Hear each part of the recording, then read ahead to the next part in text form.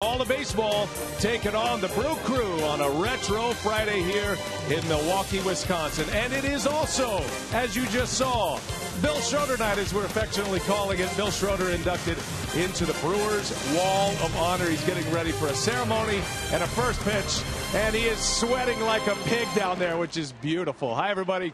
Brian Anderson, great to have you with us here tonight. We're going to make a big deal out of Bill Schroeder tonight because he deserves it. 21 years.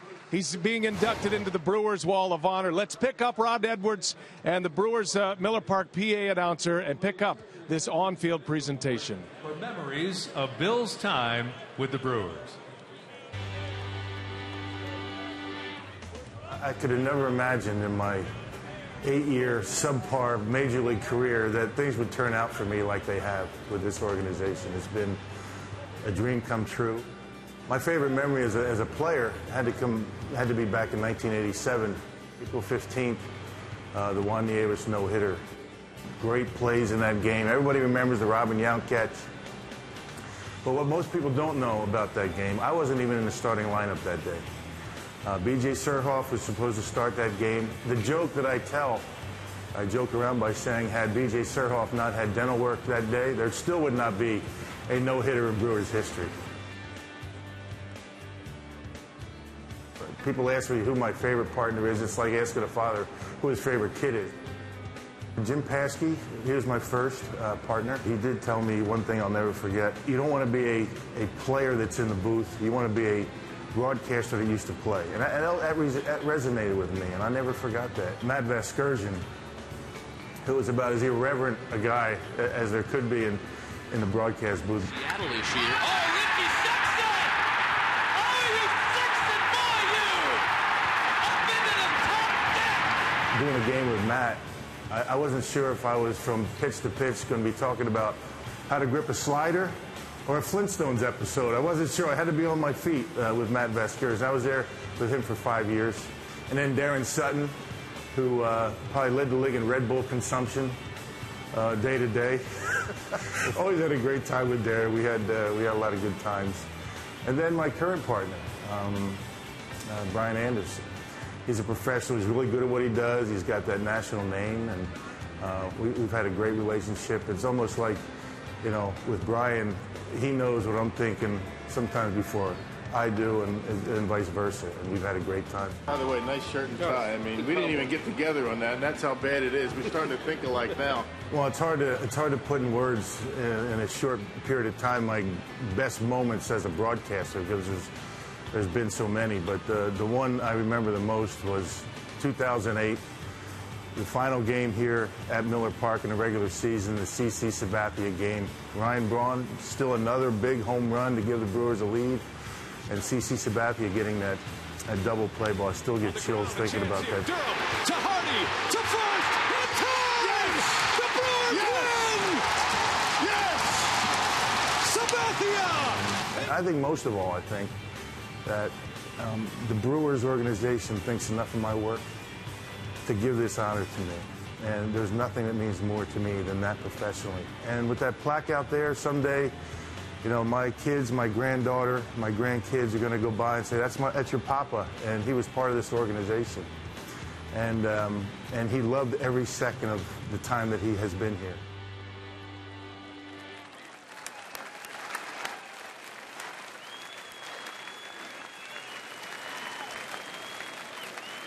Fans, please turn your attention to the field now as Brewers President of Baseball Operations and General Manager Doug Melvin congratulates Bill Schroeder and presents Bill with a replica of the plaque now installed on the Wall of Honor. Bill, thank you for your service to this team.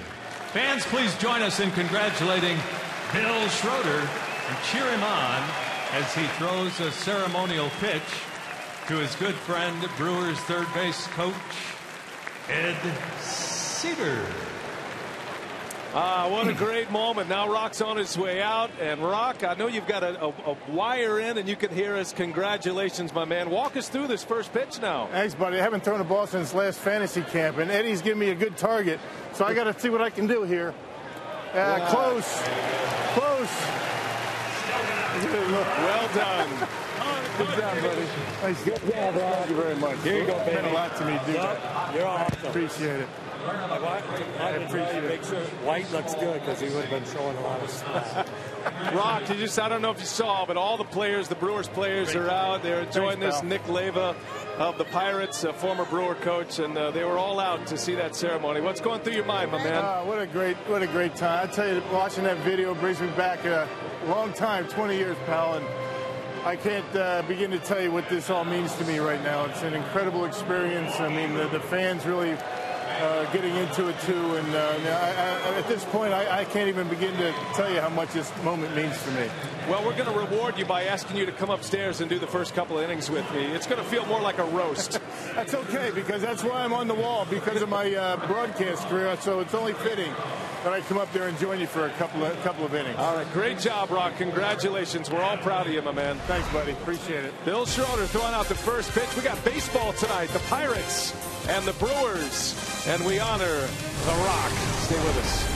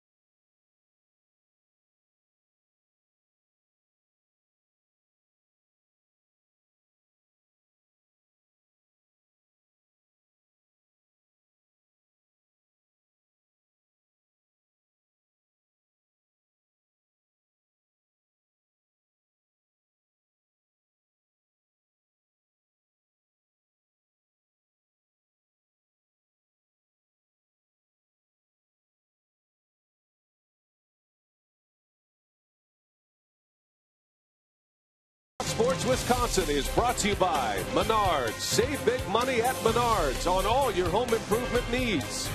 By Toyota. See where Toyota takes you. Test drive one at your Toyota dealers. Toyota, let's go places. And by Miller Lite, the original light Pilsner. Cheers. It's Miller time.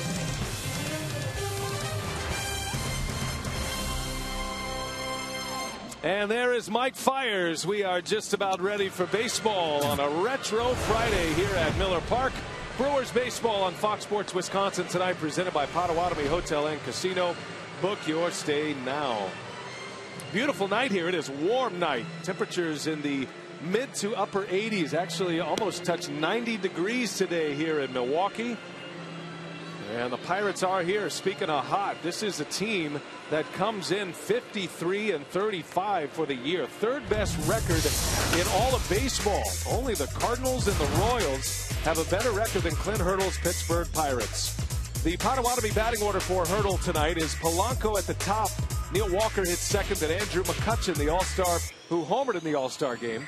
In the middle, it's Starling Marte, Jung Ho Gung, and Pedro Alvarez. In the bottom three, Francisco Cervelli, Jordy Mercer, and Charlie Morton rounding out the starting lineup. Mike Fiers is on the mound for the Brewers here tonight. It has been 9 days since Fiers last pitched. He has gone along very well. He did give up 4 earned runs in his last start. That was against the Atlanta Braves on July 8th. He went 6 innings in that game. Had a very interesting line. 6 innings, 4 hits, 4 runs, all earned, 4 walks, 4 strikeouts. And Fiers did not factor in the decision in that game. The Brewers won that game 6-5. So here we go. As Rock makes his way back up to the booth, Gregory Polanco leads off. And the first pitch of the ball game on Bill Schroeder night is outside for ball 1. Welcome back to the booth, buddy. Man, what a great experience it was down on that field. I really appreciate all the extra work you're doing here tonight. Oh, I'm having a blast. I had the whole thing to myself. It's like a lifelong dream. Yeah. Be careful what you wish for, right? And you're like a little leaguer, man. You got your uniform still on, and you're having a blast. Yeah, I was thinking about going with the tie and the sport coat, but I was a river down there on the field. It's smoking down there, so I put the jersey on and feel like I'm 30 years old again. Oh man, you look it. There's a swing and a miss by Polanco. Well, because you sit up here and you talk about others for a job, and you've been doing that for 21 years now, and which incidentally was your number when you played here for the Brewers. We thought we would talk about you tonight, and we're going to make it a big night for you as we watch the Brewers and the Pirates as Polanco sends one into center field, and that's how the ball game begins with an F8. Let's check the Menards Brewers defense. You got Parra, Gomez, and Braun in the outfield. Around the horn it goes Ramirez, Segura, Jeanette, and Adam Lind. It is his birthday today, by the way. Jonathan Lucroy will do the catching for Mike Fiers. So this is going to feel a little awkward for you as we talk about you, but it's also going to feel a little bit like a roast. Yeah, it's okay. I mean, I'm kind of feeling guilty. I usually do the defense. I mean, don't get used to that. I'll be back tomorrow. I didn't figure you really brought, since you didn't even bring a briefcase to the ballpark today, I'm guessing you're not exactly dialed in. I brought nothing to the ballpark except the family. I can't tell you how much this means to me. You know, the Brewers and you guys and doing what you're doing tonight for me and my family. It means a lot to everybody. Well, your family is here in good numbers, as well as Walker. Lines one to left. Parra closes and makes the catch. Nicely done. Gerardo Parra takes a hit away from Neil Walker. Am I going to be able to do some replays while I'm up here? Sure, whatever you feel like doing. It's your night. You know, 4 days off, I think, did all the guys pretty good, especially Gerardo Parra's been playing a lot. And as usual, gets a good jump on that and makes a nice catch. How invaluable has he been to this ball club? So Parra, who is back in left field with Chris Davis back in the mix. Those two sharing time, but counsel did say that Parra would be the primary left fielder for now. 2 gone. Here is all-star Andrew McCutchen. He swings away at the first pitch. So, Rock, give us a roster of who's here tonight. I saw your wife, Kate, and your daughter, Mallory, is here. Your granddaughter is Madeline. here as well, Madeline. She calls you what, Papa? Papa, yeah. Nice. Who else She's you the have? apple of my eye amongst all the other girls in my family. But, yeah, got that. Dad came in from Pennsylvania. Got my cousin and his wife, Ruth, in from Chesterfield, New Jersey. He's the cowboy, you know Art from Philly. And then Kate's side of the family, we've got her brother, her sister, their siblings, or I should say their spouses, and a good friend of mine from back in the Twin Cities. Incidentally, Kate's brother and his wife brought their daughter, Laura, to the mix. So, yeah, we got a lot of family represented, a lot of friends up in the party suite, and they're anxious for my return. Well, we're all disappointed we didn't get to see Rupert tonight, the dog. He's at doggy daycare. He's much better off. You don't want Rupert out with a bunch of food laying around. And a bunch of green grass. Right. Oh, yeah. We'd have a Marge Schott moment here. We're thinking about you, Rupert. 3-1 to McCutchen, and sounded like he broke his bat. And this will retire the side. Settle in, Rock. We'll go a couple innings with you, then we'll let you be on your way. How about that? Nice.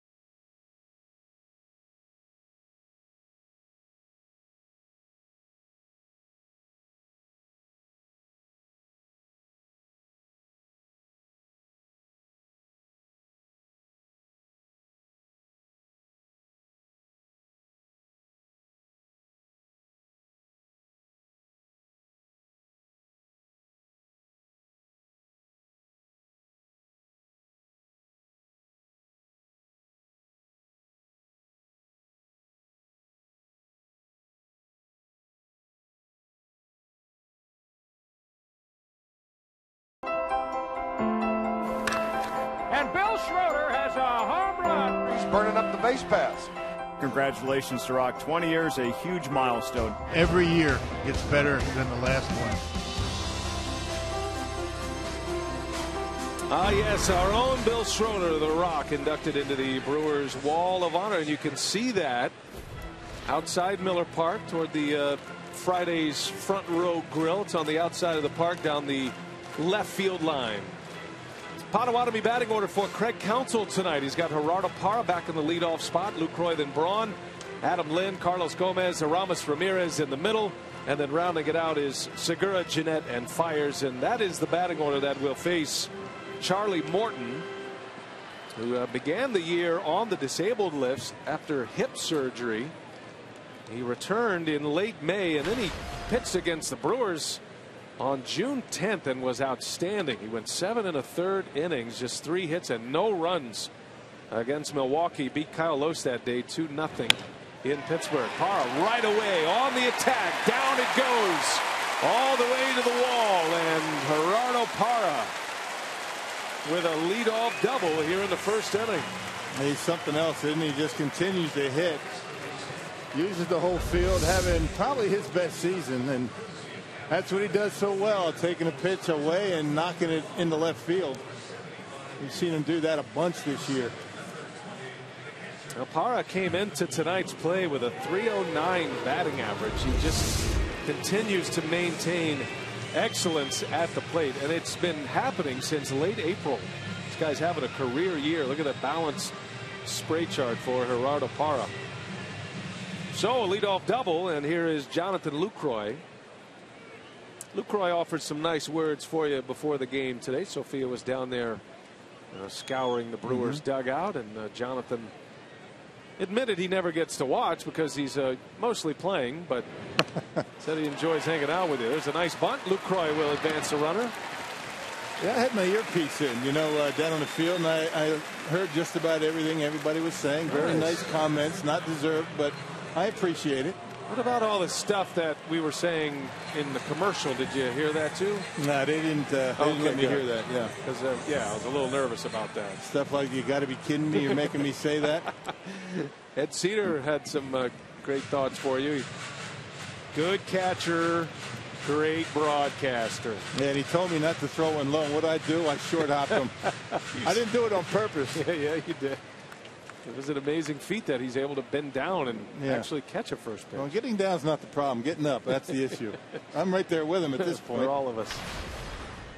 All right, runner at third with one out. Here's Ryan Braun, coming off his all-star appearance on Tuesday night, and that is a hopper right to second base. Parra's in, and Braun is out, but an RBI. So the bunt pays off, and Braun, after his triple in the 9th inning of the All-Star game, his first at bat is an RBI groundout. Yeah, good job by Lucroy advancing the base runner, trying to get on the board first. Double, get him over, get him in. That's what the Brewers need to do a lot more of going in this second half. And Lucroy talking to Ramirez about his bunt. So no, that was a bunt for a hit. That was no sacrifice. She's trying to use the wheels tonight. Here's Adam Lind now, celebrating his birthday today. Lind's had a great year as well. Certainly all-star caliber numbers. Didn't quite make it, but was certainly in the group if you just did the numbers alone, right there with Adrian Gonzalez. And it's been consistent. I mean, it's been consistent throughout the year. It hasn't been a lot of real bad slumps and then get real hot. It's just been steady as she goes for Adam Lind. He's been a nice pickup. Celebrating his 32nd birthday today. And he lines one foul in the seats. Adam, with the numbers he has, I think the most impressive number across that is the power numbers. But I think Adam would tell you the number he is most pleased about is 85, as in games played. He's been healthy this season, and he's been out there or available to pinch hit just about every day. Yeah, and that was the thing that gave him problems last year in Toronto. Had the DH, really bothered him. The back bothered him when he played first base. No signs of back problems for Lynn, though. He's been healthy all year. Well, this is game 91 of the season. Lynn playing in his 86th contest, and most of those have been starts this year.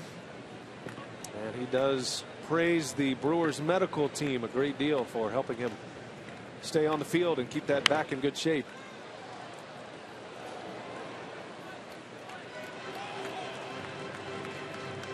Three first basemen representing the National League this year. Paul Goldschmidt was the starter, rightly so. He's having not just an MVP caliber season, but he might have a chance at a triple crown this year. And Anthony Rizzo and Adrian Gonzalez, the other two first basemen. Fly ball to left. Easing over is Marte. And that will end the inning, but the Brewers are on the board. 1-0 on a Ryan Braun ground out. We head to the second.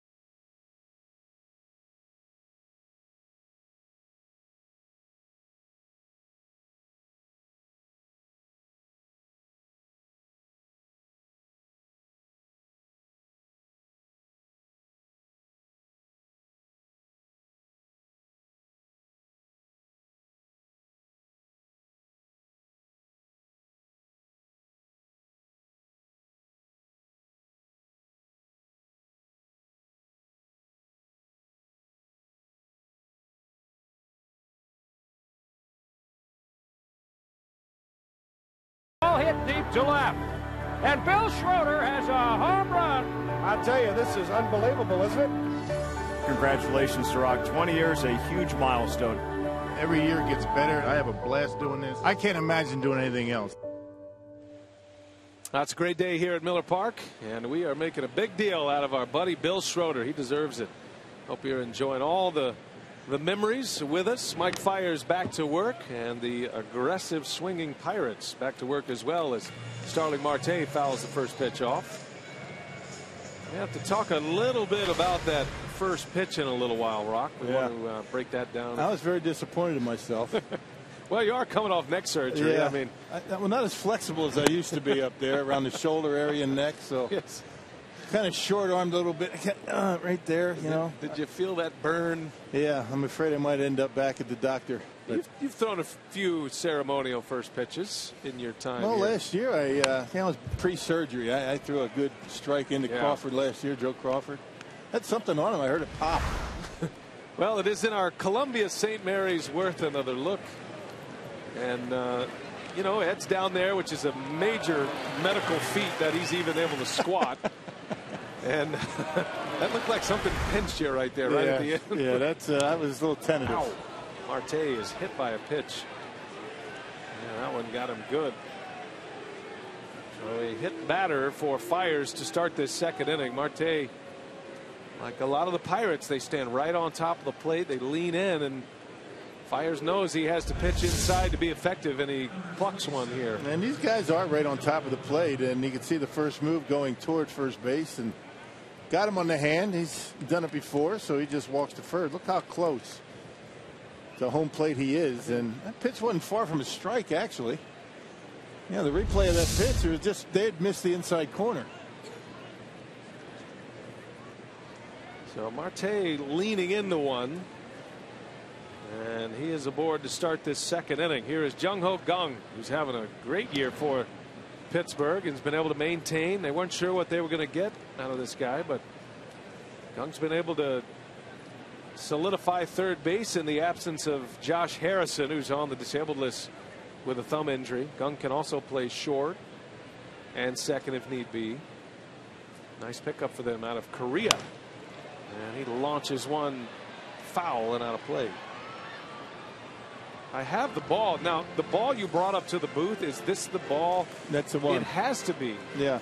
There's a scuff on it. It's a beautiful, shiny white baseball with a giant scuff on it. Yeah.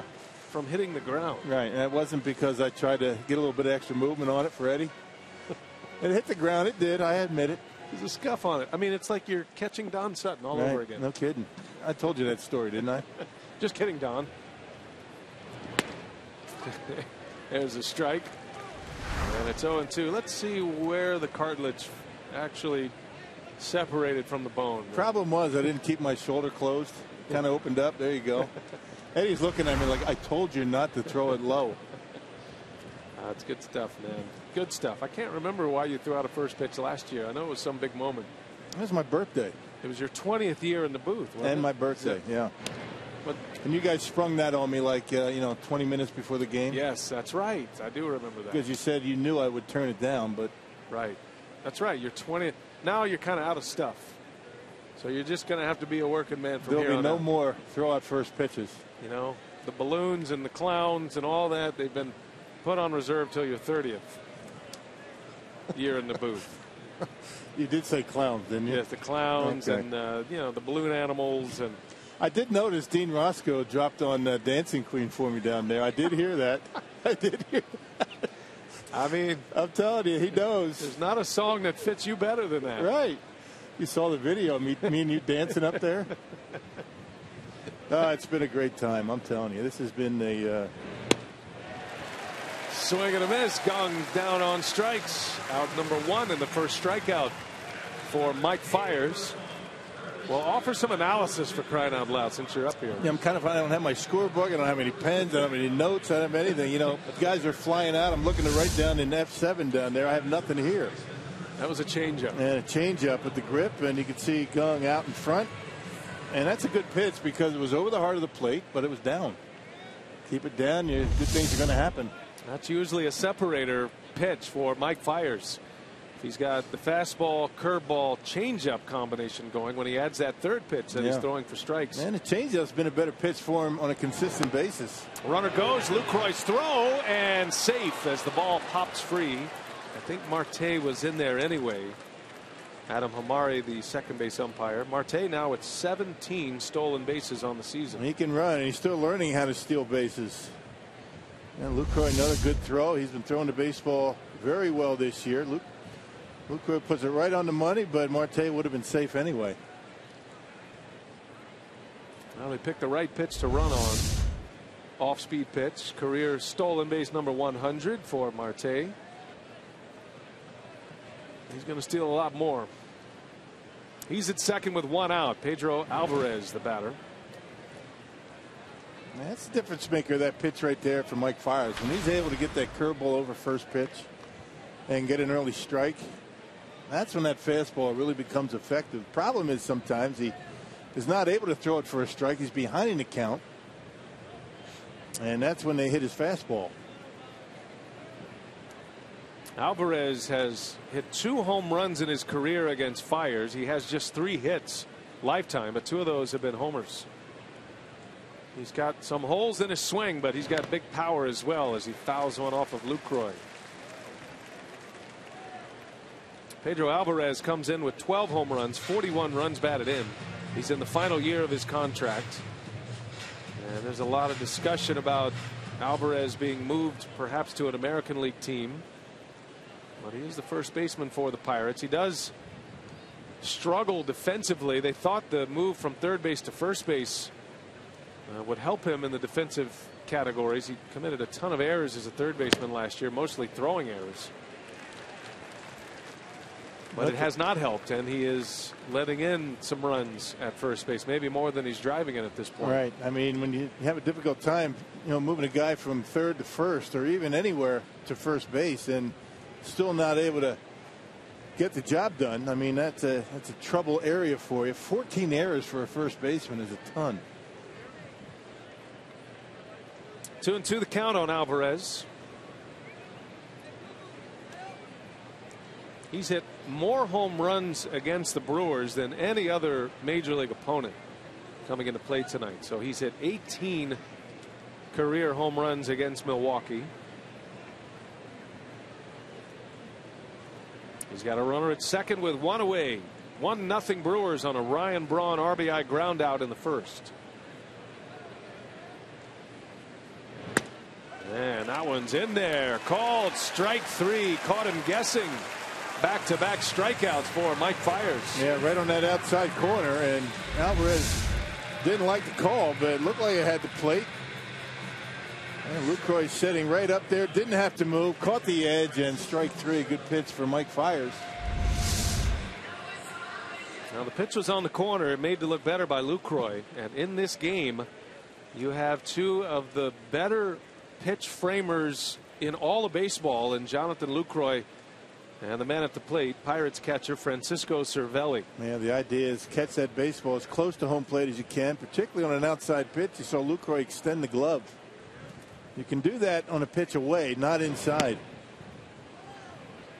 And it also helps to have a pitcher who has good command and is typically around the strike zone. I don't think Lucroy's numbers, the pitch framing numbers, are going to be as high as they were last year. Just a different mix of players, namely Giovanni Gallardo and Marco Estrada, not in the rotation. Right. Those are command type pitchers.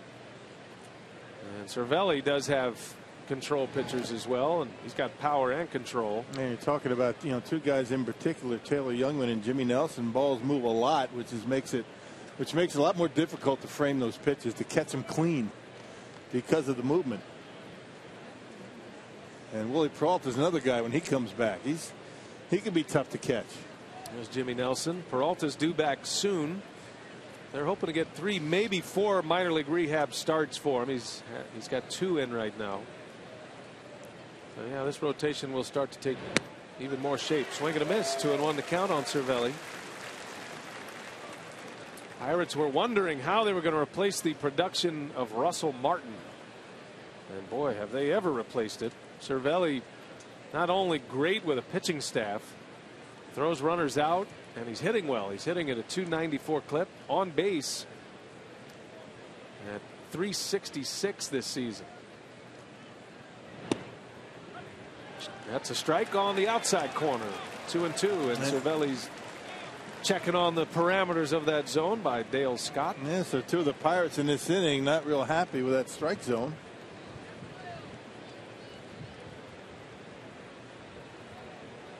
And neither is Clint Hurdle.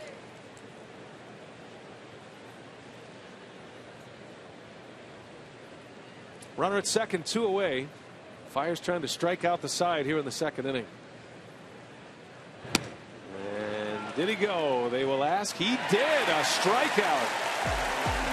So Lance Barrett rings the bell. Mike Fiers gives up a hit batter than a stolen base and leaves him standing there. 3 of them. Strikes out Gung.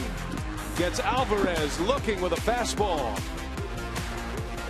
And then a swinging strike on Cervelli to end the inning. We head to the bottom of the second. Brewers coming up.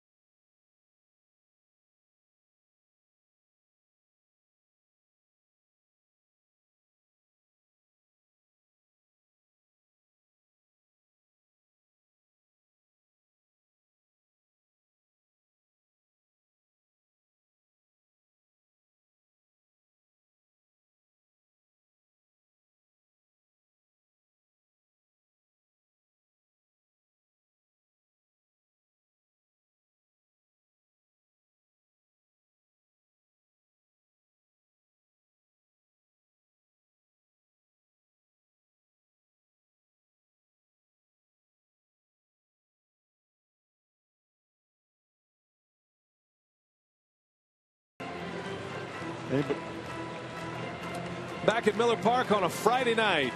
1-0 Brew Crew on a Ryan Braun RBI ground out in the first. Our Carsoup.com trivia question tonight. Which Brewer starting pitcher did Bill Schroeder catch in his first major league game July 13th, 1983?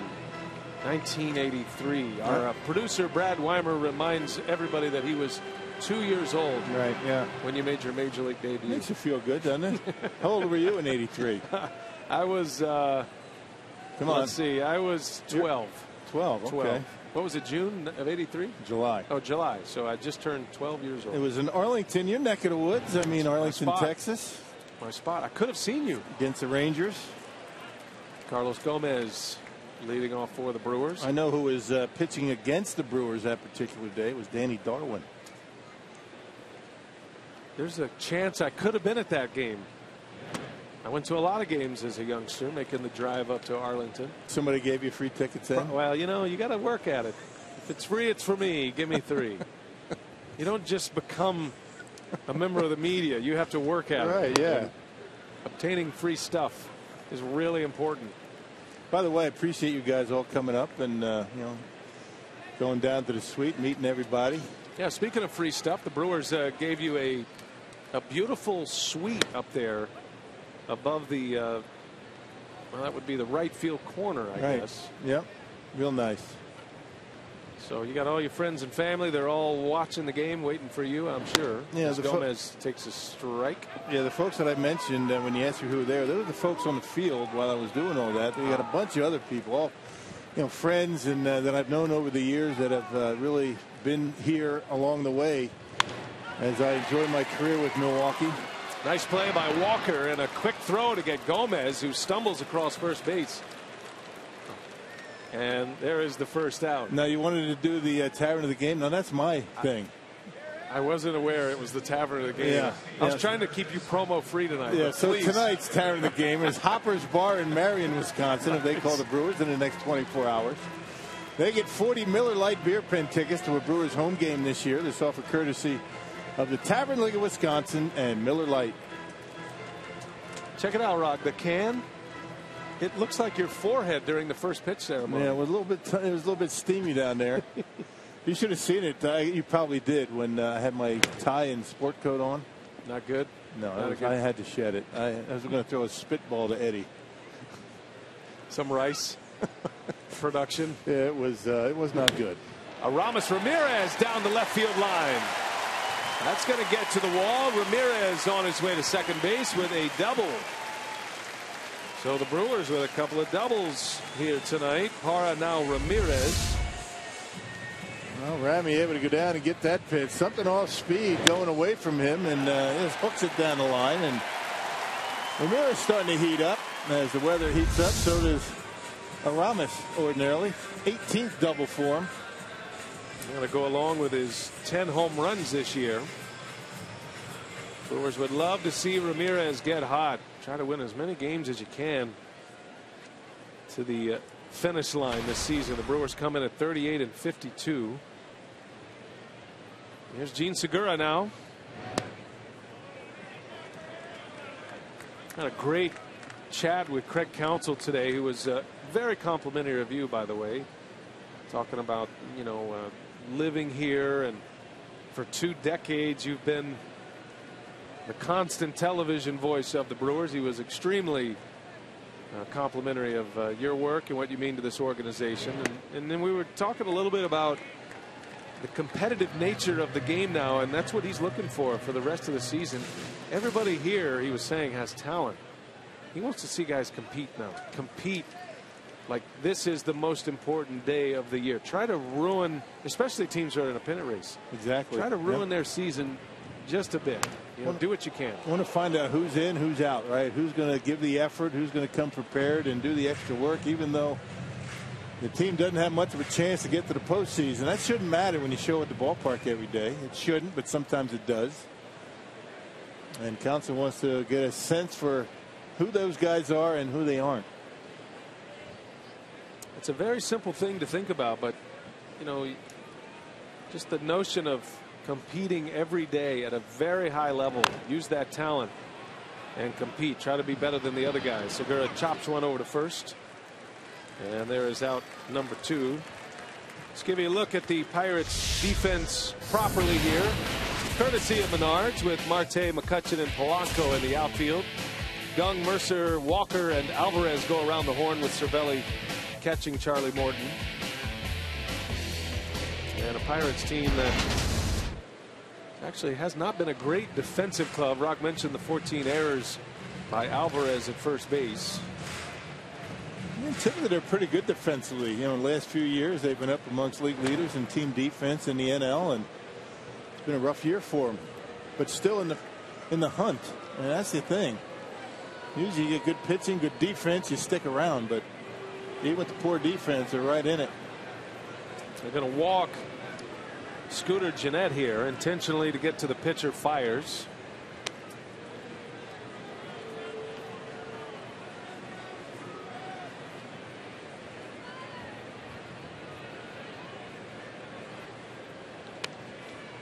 So Gennett is aboard. Intentional pass. A couple of hits now. Walk for Charlie Morton. All right, so there's the question. We've given you time for the answer. Rock, why don't you tell us? Bob McClure. Bob McClure. That's it. The Brewers won the game 6-2, and you had your whole life ahead of you right there. Yeah. Bobby McClure now the pitching coach for the Phillies. Check it out, man. There's the lineup from that day.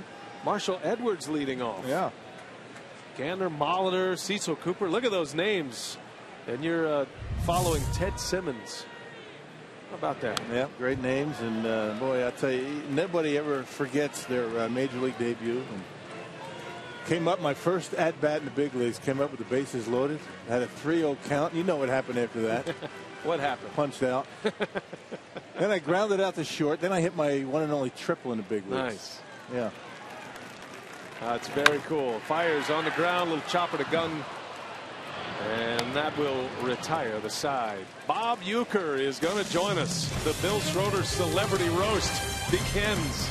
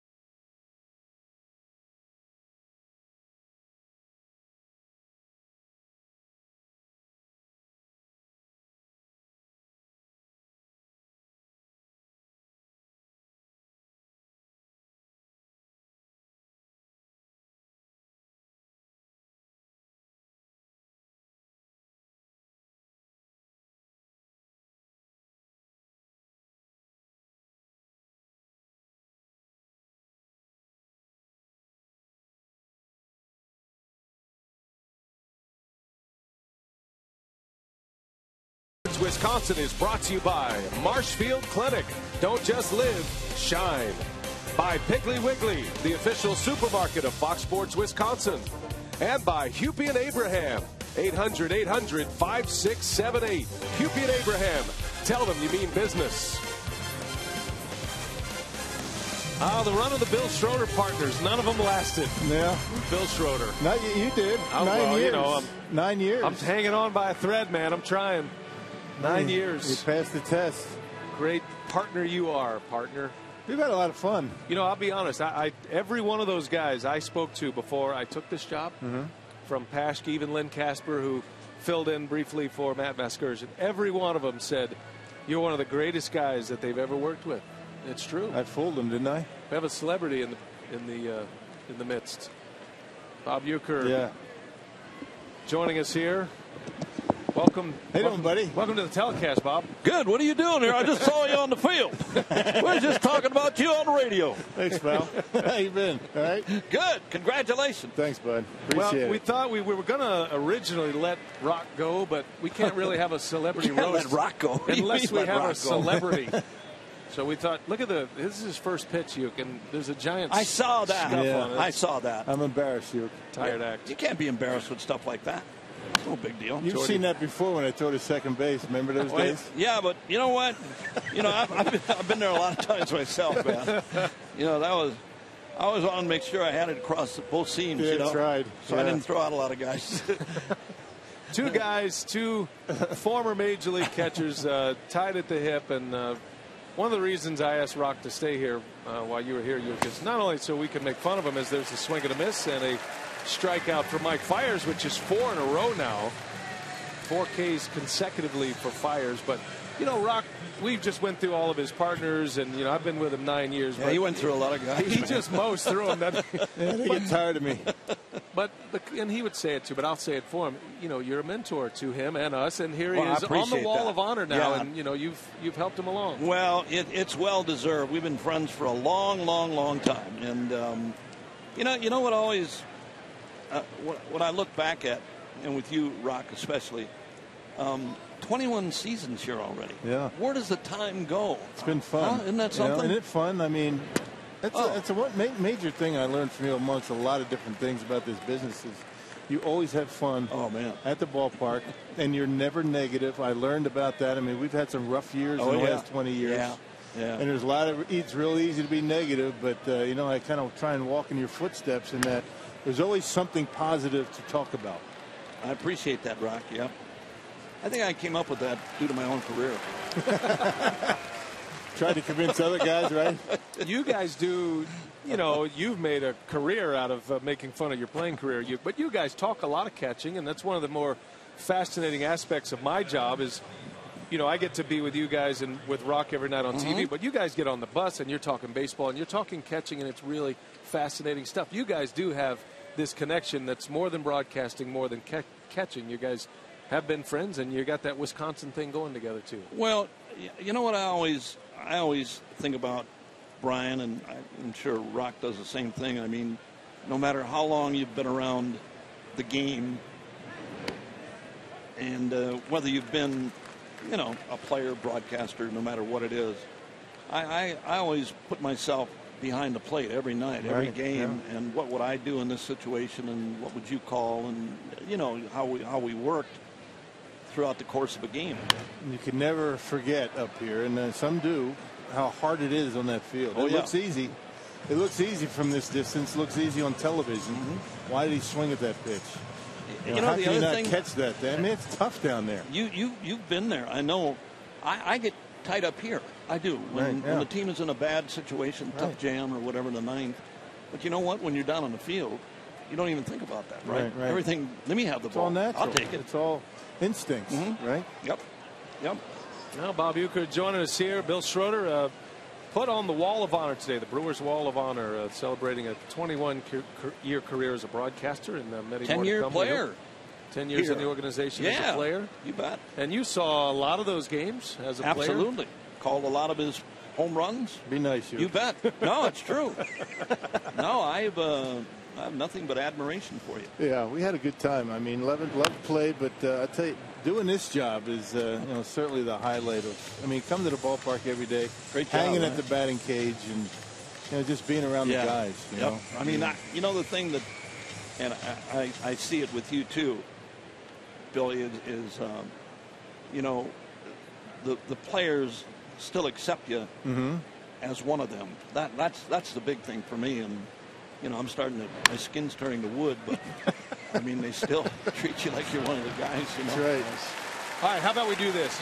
Can you stay on and do some analysis? We're going to do some real TV analysis. Rock, you go to your suite, have fun with your family. You get the rest of the day off, my friend. I've got a beverage waiting for me over there and a couple of chickens. Really? I'm ready to go. What did I just knock over? Thanks, buddy. Congratulations. Thanks. Attaboy, Rock. It's an You bet. appreciate it. Thanks, Absolutely. pal. Here's a man going on the wall of honor for broadcasting, and he's not going to do any of that the rest of the night. Bob Uecker's going to stay on with us. We're going to have some fun right after this. I'm here.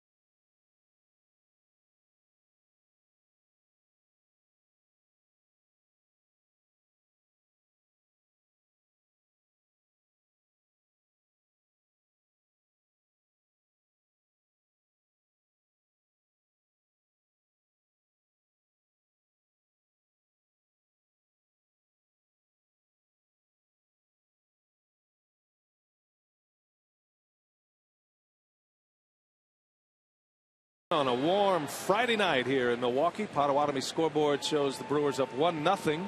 That was a Ryan Braun RBI ground out in the first. And back to the top of the order, Gerardo Parra will lead off. We head to the third inning. Bob Uecker is with us, going to hang out with us for a couple of innings while Bill Schroeder is taking the rest of the night off. Great night for him, and thanks for coming over and saying a few words and helping us out on the broadcast. We're actually going to have Uke's going to kind of start our roster. We're going to have Davey Nelson's coming by and Bruce Fremming. I mean, Bruce Fremming. We are going to have Bruce Fremming on the air tonight. We're digging deep. We opened our pockets tonight. Yes, we did. Spare no expense to get through this Brewers Pirates game. As Parra takes a ball away. Well, we're coming off the All-Star break, Uke, and obviously not the kind of first half the Brewers are looking for, but we're having a conversation with Craig Counsell today about competing, using the talent that's available here. Start to give these fans a show as Parra is out, and I love those words from Counsell, and it would be nice to see. The Brewers have been playing pretty good baseball here lately. Try to keep it going here. You know, in watching Craig, and Brian, you're around every day too, and you see the change in Craig Counsell now. You know, from the guy who took over for Ron Renneke, and nobody likes to see anybody lose a job. But you see the change in Counsell as he becomes more comfortable and analyzing his pitching staff now, bullpen and starters, to try and get something going as far as a starting rotation goes for the so-called second half. He's much more comfortable. That's the one thing that I notice about him every day. You know, I talk to him every day and do that pregame show with him, but that's the one thing that I noticed about him, the fact that he's starting to get more comfortable. What do you think is the hardest part of not just managing in the big leagues for the first time like Counsell is, but he's also managing for the first time? What's the most difficult thing he's probably had to deal with, and maybe that you're seeing him start to feel more comfortable doing? I think the one thing that Lucroy, bouncer out to short. This is Jordy Mercer. And there is out number 2. I think the one thing that all of us look at, Brian, is with a guy like Craig Counsell coming on for the first time. And I'm sure there were a lot of questions asked by a lot of different people as to, he doesn't have any managerial experience in the minor leagues. What do you think he's going to be able to do? I think respect is the number one thing that Craig Counsell draws from all of these people that are in this organization. He's been to a World Series. He's a World's champion. He was a heck of a player. We all know that. We know what his career was about. And having known him since he grew up here, seeing him around the ballpark all the time, I've known him for a long, long time. And he's a baseball guy. He really is. I talked to him last year about the possibility of managing down the road. Not talking about this year. I'm talking, hey, Craig, sometime down the road, get out of the front office. Yeah, because it looked like he was on a track to maybe be a general manager. Well, that's what I was asking him about. I said, when I look at you, I look at you as a guy that belongs down here on the field. And not that there's anything wrong with being a general manager either. It's a heck of a job and a big job. But I always felt that Craig would wind up on the field as a manager. Somehow, some way, that was going to be his destiny. And lo and behold, here he is. And as I said, each and every day, I think he gets a little more comfortable. There is a called strike 3. That is a quick inning for Charlie Morton. 1, 2, 3. The Brewers retired. Braun strikes out. We head to the 4th at Miller Park.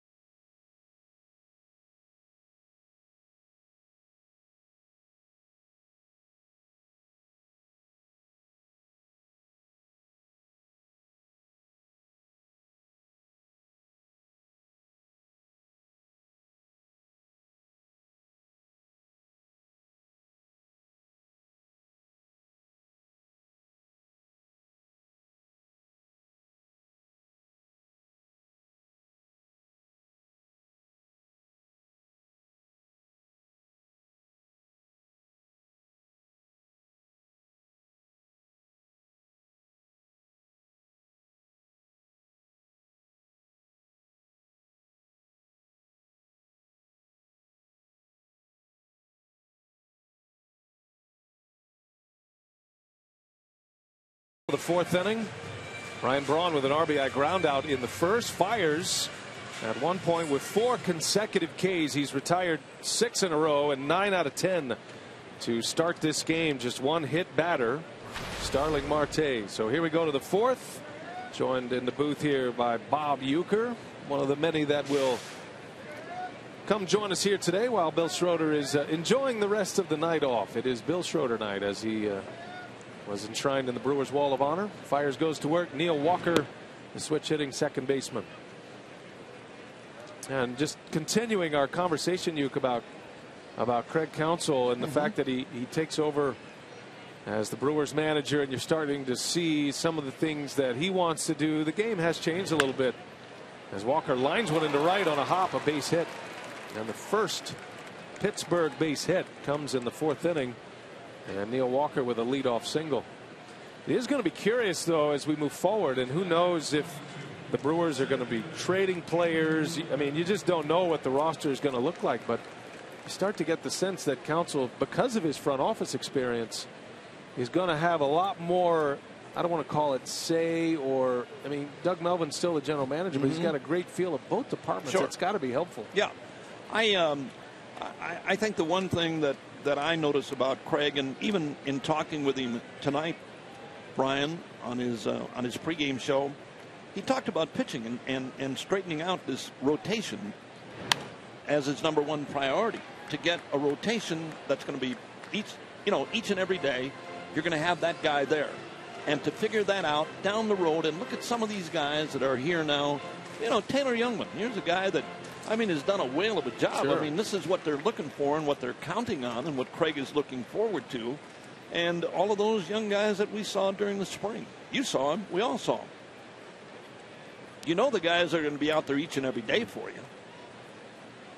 Andrew McCutchen, all-star center fielder. Well, I always said, I told Craig too when he took the job, I said, I think there are two people ahead of you that have more equity in Milwaukee than you do. That would be Bob Uecker and Robin Yount. And I'm guessing you didn't make yourself available to manage. Now, you could do it now. Oh, yeah. There's no doubt. For sure. Yeah, I'd put on one of those sausage costumes and sit in the dugout. Yeah, for sure. I could see you wearing a suit, like Connie Mack. You'd be the guy in the knickers, maybe, exactly. with yep. Argyle socks and cuffs. It'd be a retro Friday. You could have blue and yellow Argyle socks here tonight. Yeah. No, you know what? I never had any aspirations to do that stuff. I had chances to coach in the big leagues, but I never wanted to do that. I started as the guy who's going to be the sit-in guy and do a little color on radio broadcasts and TV way back when. But Eddie Matthews, when he took over as a manager, wanted me to be a coach. And what exactly were you going to be coaching? Probably second base, which wasn't that's too a tough good. job because well, that's what I'm saying. It's a dangerous area. That's what I asked him. Where will I be coaching? He said second base. I said good, okay.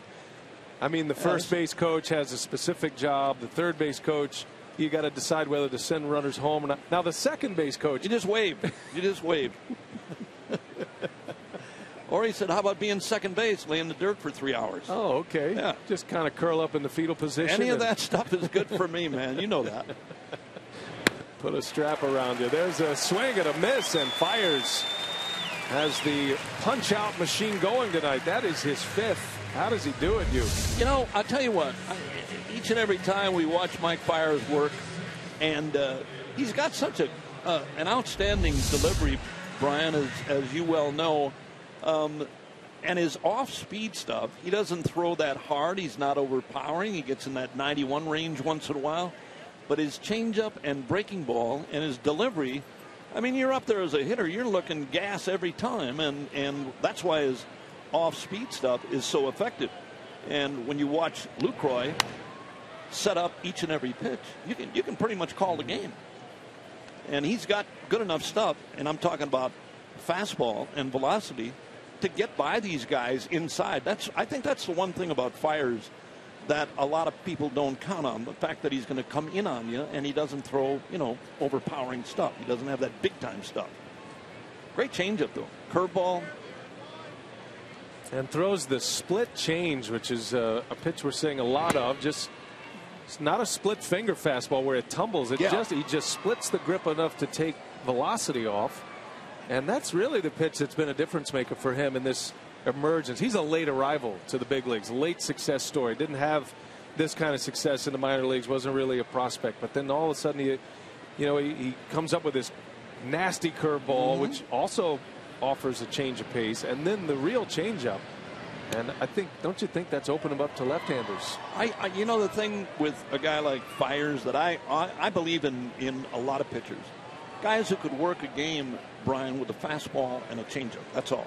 They don't need anything else. I mean, if you make pitches and your changeup is what Fires has, talking about delivery-wise, I think he can win at this level with two pitches in some games. That skips between the legs of Lucroy, and on his way to second goes Neil Walker. Unusual for Lucroy. Normally keeps those in front. That'll be a wild pitch on Fires. Takes the Pirates out of a double play possibility. I was looking at Fires' strikeout numbers, so if you didn't know him and you just did a blind test with him, and you look at his numbers, so current numbers, 103 in the third innings, has 104 strikeouts. So basically one more strikeout than he's pitched innings, and he's averaging a strikeout per inning and only 39 walks, so he's about, close to 3 strikeouts per walk. You'd think he's a power guy. You'd think this guy throws 98 miles an hour. Yeah. And he doesn't. Tops out at 90, 91 maybe on a good day. And a liner caught by Segura. Throw to second in time. And a double play to end the inning. Walker got caught off the bag. A double play ends it. Fiers puts up another 0. And the Brewers lead it 1-0. Fiers fired up on the way to the dugout.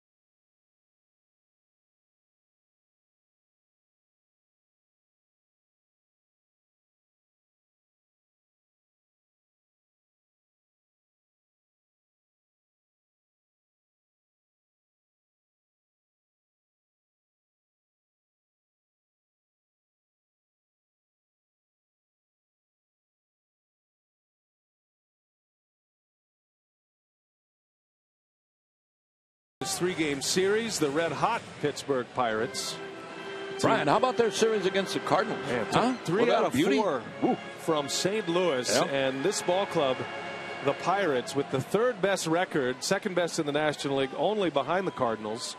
Only the Cardinals and the Royals have a better record. But Clint Hurdle's team has won 11 of 13 and 13 out of their last 16. And they're looking for their first division title since 1992. It's been a long time, and this is a team that's been in that wild card picture, in that wild card game, which is a one and done, obviously, and they would love to win the division and enter into the series. Oh man, you know, I like Pittsburgh, I really do. I mean, I want to beat their brains out too, but you like them in a beat your brains out kind of way. Yeah, you know, you want to win all the time, and I do want to do that. But I like Pittsburgh. I like the city. I like Clint Hurdle. I like his coaching staff, and. But, you know, we've always had a good series to work, talking about us up here, to work against the Pirates. And they, you know, this year and the last couple of seasons, things have kind of turned around a little bit. Boy, the division is turned over quite a bit. Pittsburgh, you figure, not only are they a factor now, and they've been a factor the last couple of years, breaking that 20-year drought between playoff appearances, but they look like they have the makings to be an extremely good ball club and an organization for a long time with their young pieces. And now this Central Division, it does put a lot of pressure on the Brewers front office. This National League Central is turning into be one of the toughest divisions in baseball. You're right. And it looks like it's going to stay that way. Yeah, which is good. Sure. Which is really good. You know what I like about the Pirates, too? Fans are back in Pittsburgh. That looks so good in that Cardinal series. Gomez tied up with a Morton fastball.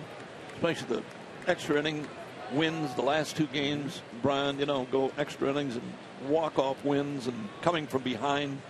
And the fan reaction was so great.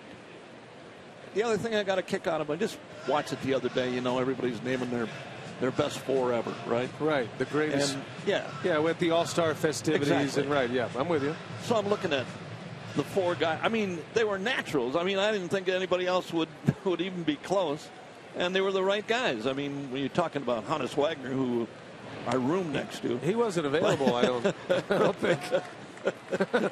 Great Hall of Fame shortstop of the Pirates. Yeah, but you know, Mazeroski had to be there, right? Yeah, sure. The Maz. What a player! What Willie a moment he had. Stargell. Oh man. A great legacy there in Pittsburgh. That is a called strike 3, and Gomez, he is rung up, and that is the second strikeout for Morton. 2 up, 2 down here for the Pirates right-hander. And here is Aramis Ramirez. I was just happy for Bill Mazeroski. You know, I mean, it took such a long time for him to get in the Hall of Fame anyway. And he was a guy that, you know, I had the opportunity to play against. And always a great guy. One of those guys you liked. He was on the other team, but you liked him. Right. Roberto Clemente, of course, and Pittsburgh's they've got a great legacy, and we certainly enjoy going to Pittsburgh and PNC Park. Only wish we could see the games there at PNC. We're extremely high. I don't know how you guys do it on radio. I mean, you're way up there, man. It's kind of tough. Yeah. You're back to like recreating the game. I put in double contacts. Trifocals. There's a strike to Ramirez. Yeah. It's one of those. Yeah, it is. You're right. Guys who wear those oversized glasses, you see their eyes are 8 times as big as they normally are, and you're trying to see something, you know, that you can't. Every time we go to Pittsburgh or Washington, I'm always thankful for you. Because, because you made sure that this booth and this level where these press boxes are here at Miller Park, we're in a good sightline and we get a great view of the game, and it's a beautiful thing. For example, I saw that was clearly a ball, and Ramirez on his way to first. It's good here, yeah. You know, they built those stadiums, and I don't think they think about the press or broadcasting or telecasts. You know, it's all about seating now, which I don't have a problem with it. Whatever they want to do, that's okay with me. But it's constantly, you know, you get tired of your nose bleeding and stuff like that. Ears popping. Yeah, popping all the time. Can't have enough pierogies up there. Bob Uecker spending some time with us. Bill Schroeder enshrined in the Wall of Honor today, so we decided to give him the rest of the day off. He deserves it. Absolutely. He probably dropped about 15 pounds on the field. He had his jersey on. Jersey on and suit coat. He had a sport coat on. The jersey had it all going. Thermal underwear. Yeah. Triple Windsor. Working up a knot I ever saw. Working up a good lather. The man can do some sweating. Can he not? Oh yeah, he's a hog. Yeah, that's good. You've been a great mentor for Rock, and I know you two are kind of, you know, old school baseball guys. You don't get all sentimental, but you know he's like us all. He thinks the world of you, and you really helped him become a broadcaster. He's a great broadcaster. He's a great friend. He really is. And you know, I know what it's like to be the guy behind the plate, whether you're number 1, number 2, no matter what you are. You know, those games when you play, no matter what it is, you know, to be a big league player, and no matter what you did, you're still one of the guys, right? You made it. And you made it. Segura, a little pop-up, and Alvarez is there, and that will retire the side. Thanks for coming over here for a couple innings. Man. Thanks, if Pete. you're feeling spry, you come back and see us. Otherwise, it's been great to have you. All right, I'll see you guys later. All right, thank you, pal. Thank you very much. Bob Uecker, everybody. Always great to spend a little time with Mr. Baseball as we go to the 5th.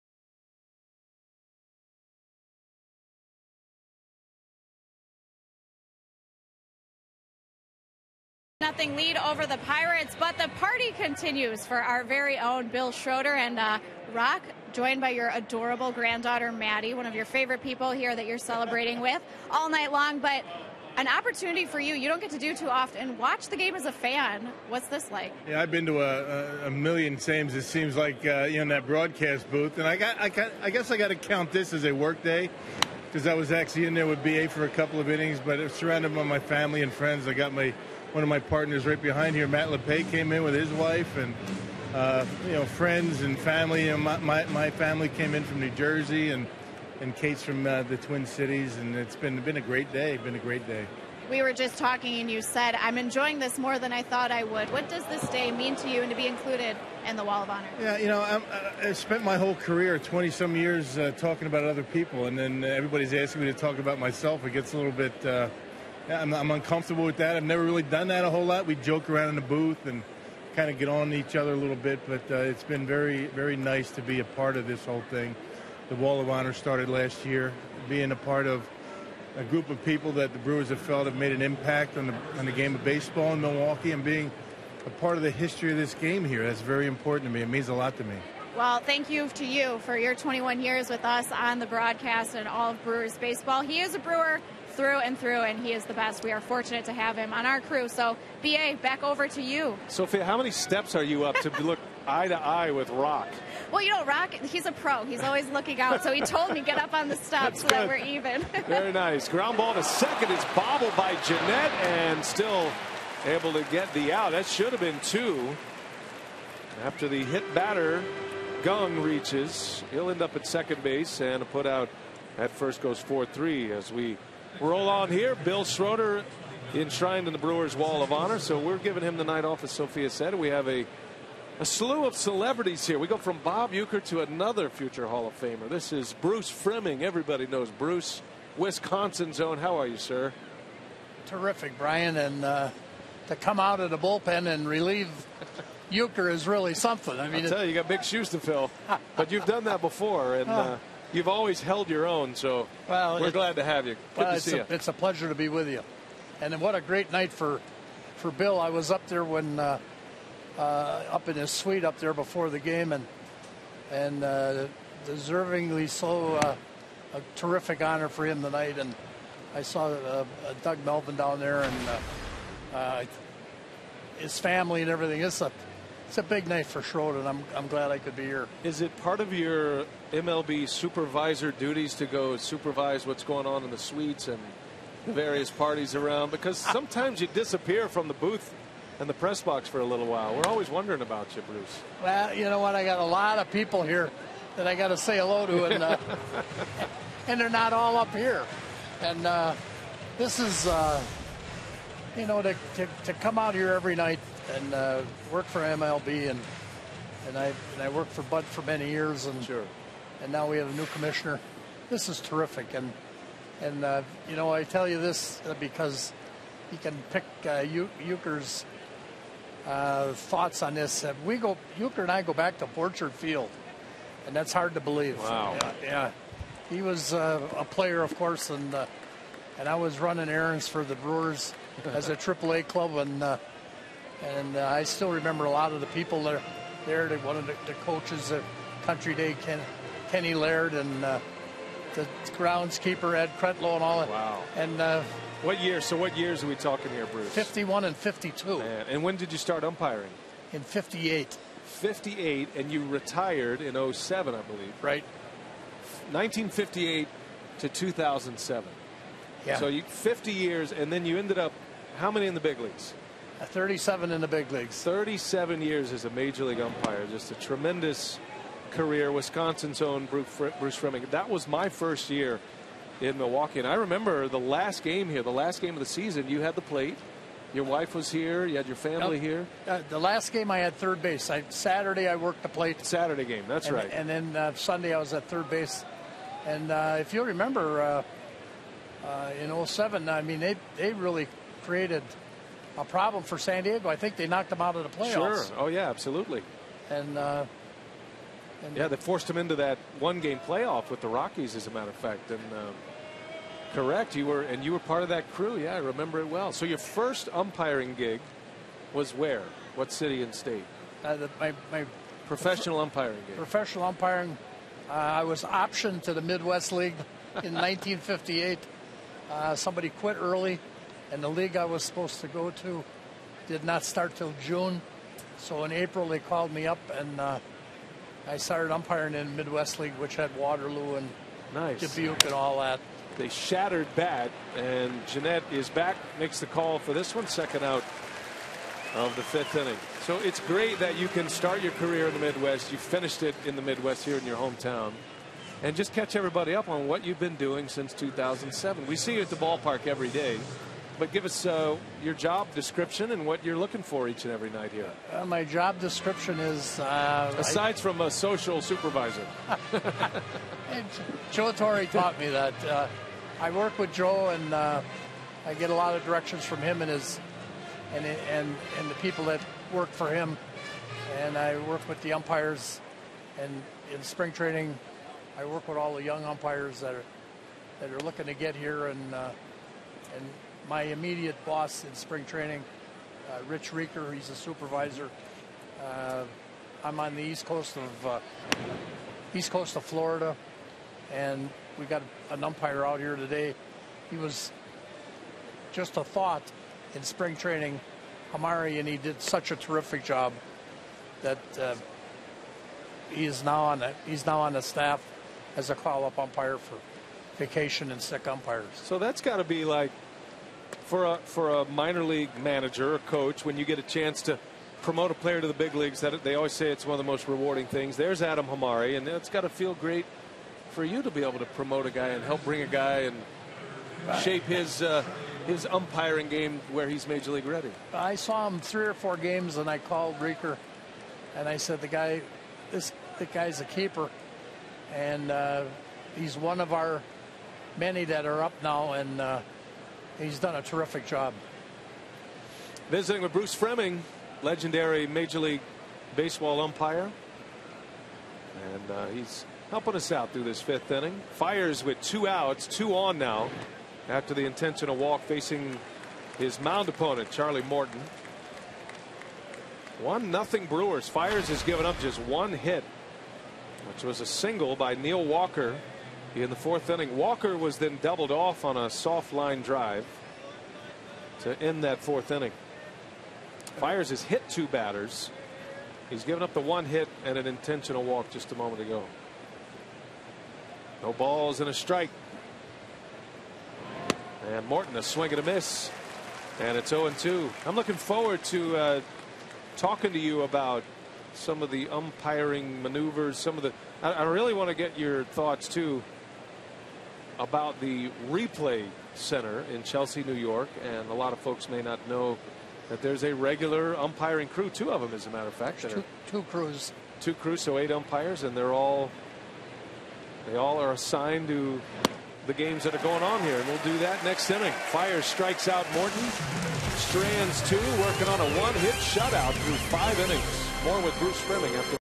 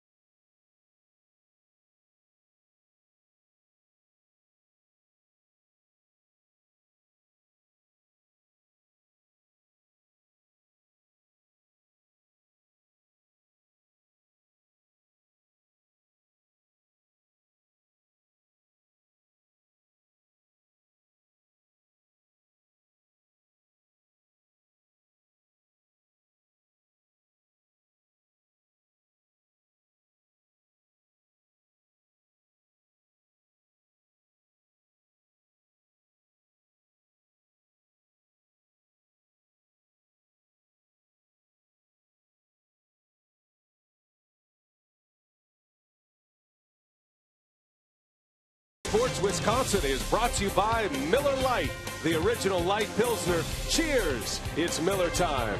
And by the Wisconsin Lottery, reminding you to please play responsibly. Some great old photos of Bill Schroeder back in his playing days, honored in the Brewers Wall of Honor here tonight. 1-0 Brew Crew. And tonight's Watch 'em and Win 'em sweepstakes image is right there. Log on to foxsportswisconsin.com. Click on the Watch 'em and Win 'em banner on the homepage to enter. And if you're not a winner tonight, tune in tomorrow. Another chance to win. We're giving away great prizes during every Brewers broadcast in July.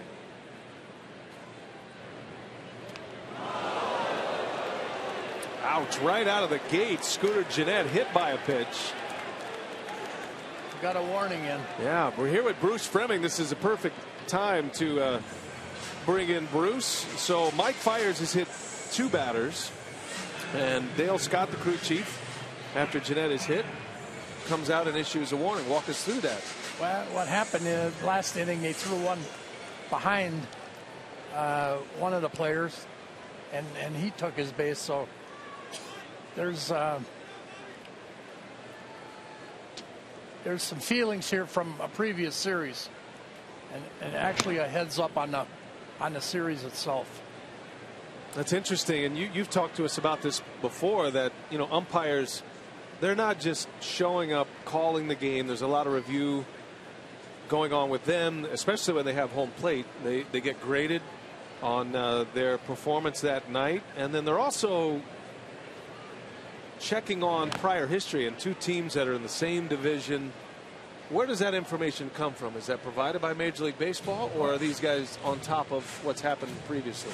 We've got one of our umpires, Steve Palermo, who's he's a heads-up umpire with things that happen every night, and he gets a report on it if there's something nasty or whatever, and then they follow those series through the season.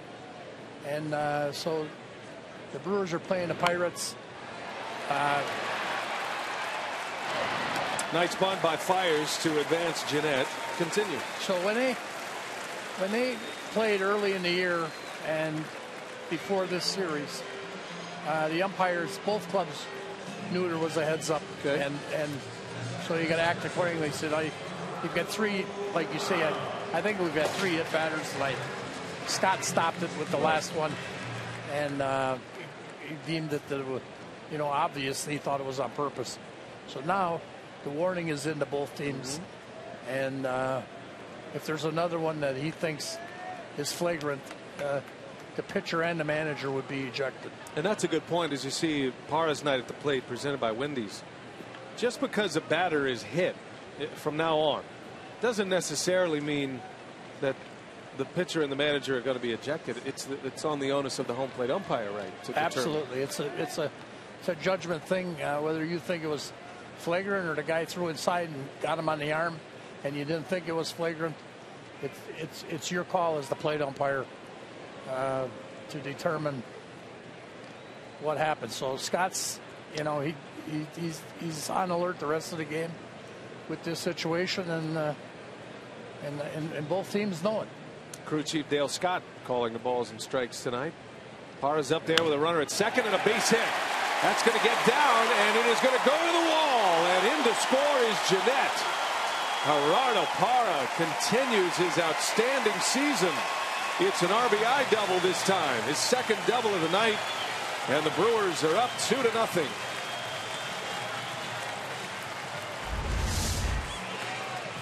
Well, Parra, his double in the first inning went down the left field line. This time reached out and hooked one down the right field line. Gennett scores easily, and it's 2-0 Milwaukee here in the 5th inning. Gerardo Parra drives in his 30th of the year, and he's 2 out of 3 here tonight.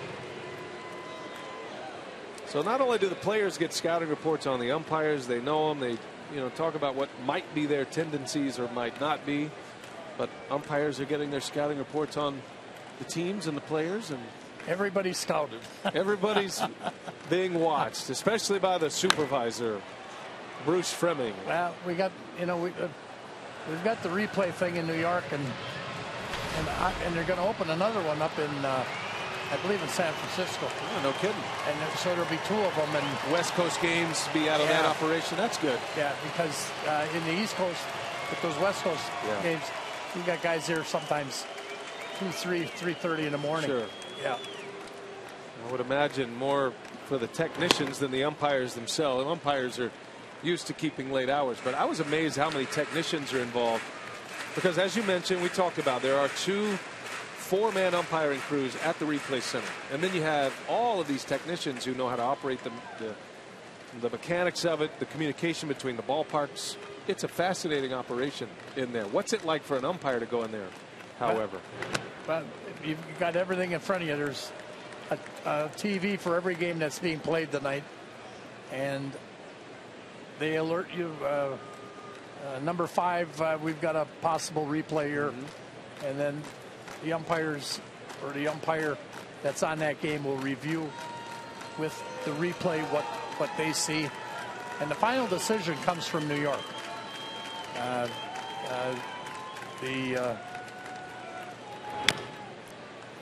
The replay, when they go to the phones, they're talking to New York, and New York will say, "We've got the play safe," and you cannot argue on a replay. Automatic ejection. Yeah, and you know, I'm sure, I haven't seen it, but I know that there's been a couple instances where guys have been disappointed or said something on the replay and they got chased. Right. Yeah, we had one in our game.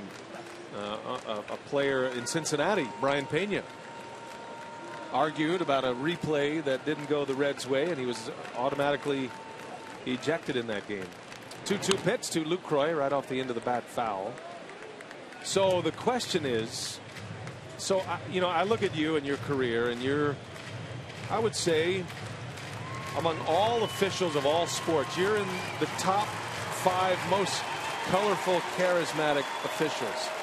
And part of that was the arguments you used to have with managers, your run-ins with Earl Weaver and all these great managers, or whoever it might be, at the time, Tommy Lasorda. But that's kind of what made you Bruce Fleming, right? And so we don't have near as many arguments. But you got the replay now, and what happened is that it really shut down the argument, because the manager comes out and he said, "I think you missed that play," and you say, "You want to review it?" And he says, after he looks at his dugouts and gets all the signals, yes or no, he says, "Yes, I want to review it." It's all very polite. Yeah. I'm waiting for the guy to pick up the headset and start yelling into the headset. That day's got to happen. Yeah. Just for the fun of it. And before a couple of years ago, you had a deal completely with the manager, the players, or whatever. And personalities obviously came into it, and it was there's a one-hopper right to Walker. Lucroy hit it on the button, but he is out. 2 gone in the inning now, and Parra over at third base. But it goes back to what the game wanted. They wanted to get the plays right, and I thought when replay came in, it was for the obvious plays, but the technology is such you can't get away from it, and now they review a lot of plays that going back in my career I never thought would ever be reviewed. The old ball beat the runner, that really doesn't apply anymore. That was kind of an old school thought, and your human eyes can't see what TV cameras can. Not anymore. Not with the technology of the replay and the ability to slow the images down so much. But generally, are umpires okay with replay? They want to get it right. Everybody wants to get it right. Everybody wants to get it right, and it's totally, Brian, it's totally a different game of umpiring with the replay versus the arguments and the guys bantering back and forth. And but the idea was to get the play right. Well, Braun grounds out with a runner at third. Bruce, it is always a joy to spend some time with you and talk umpiring with you. You're a class act, man. You're always fun to be around. Well, and when Billy gets back in here, he's a class act, and I've known him since '82 or '83 when the Brewers had the good ball club, and went to the World Series in '84, was it? You know, they put a clock on us now. Your umpires did. We got to go to commercial. Thanks a lot. Bruce Fleming, thanks for being here, bud. He's a legend. Love this guy.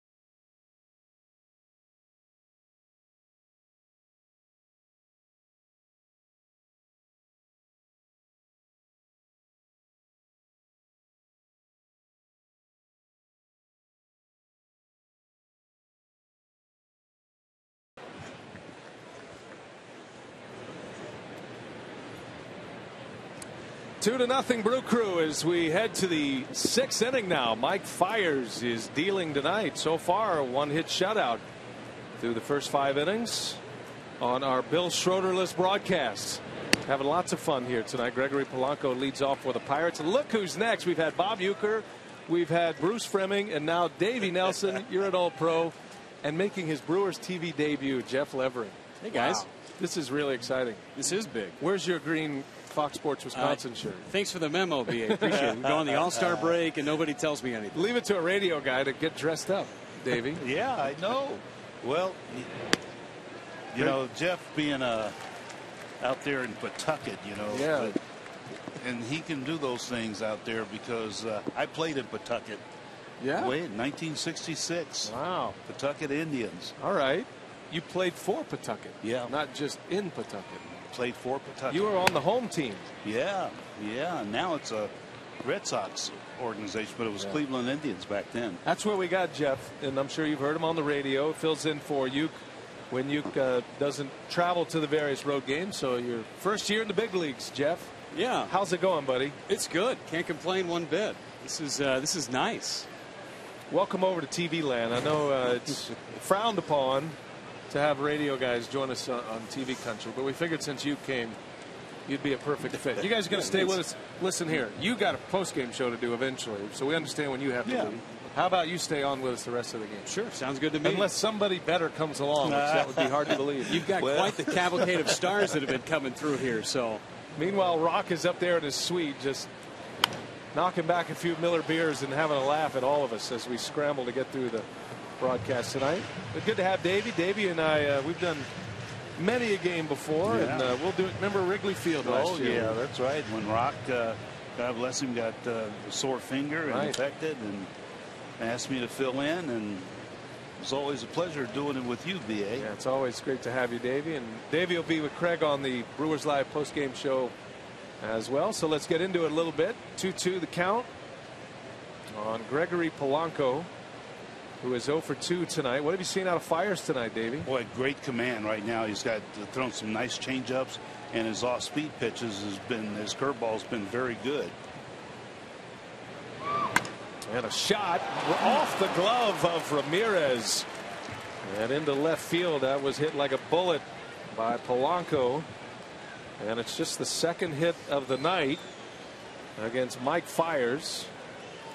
Jeff, this is a guy, you know, we were having a great conversation with Uecker about Fiers' numbers, and because I came through the minor leagues as well, and as you did, you spent many years through a number of minor league cities. But this is a guy, you know, you're watching in the minor leagues, right, and you're going, I'm just not sure if he can have success in the big leagues because of the stuff. It's not that overpowering fastball, and yet every level he's had success.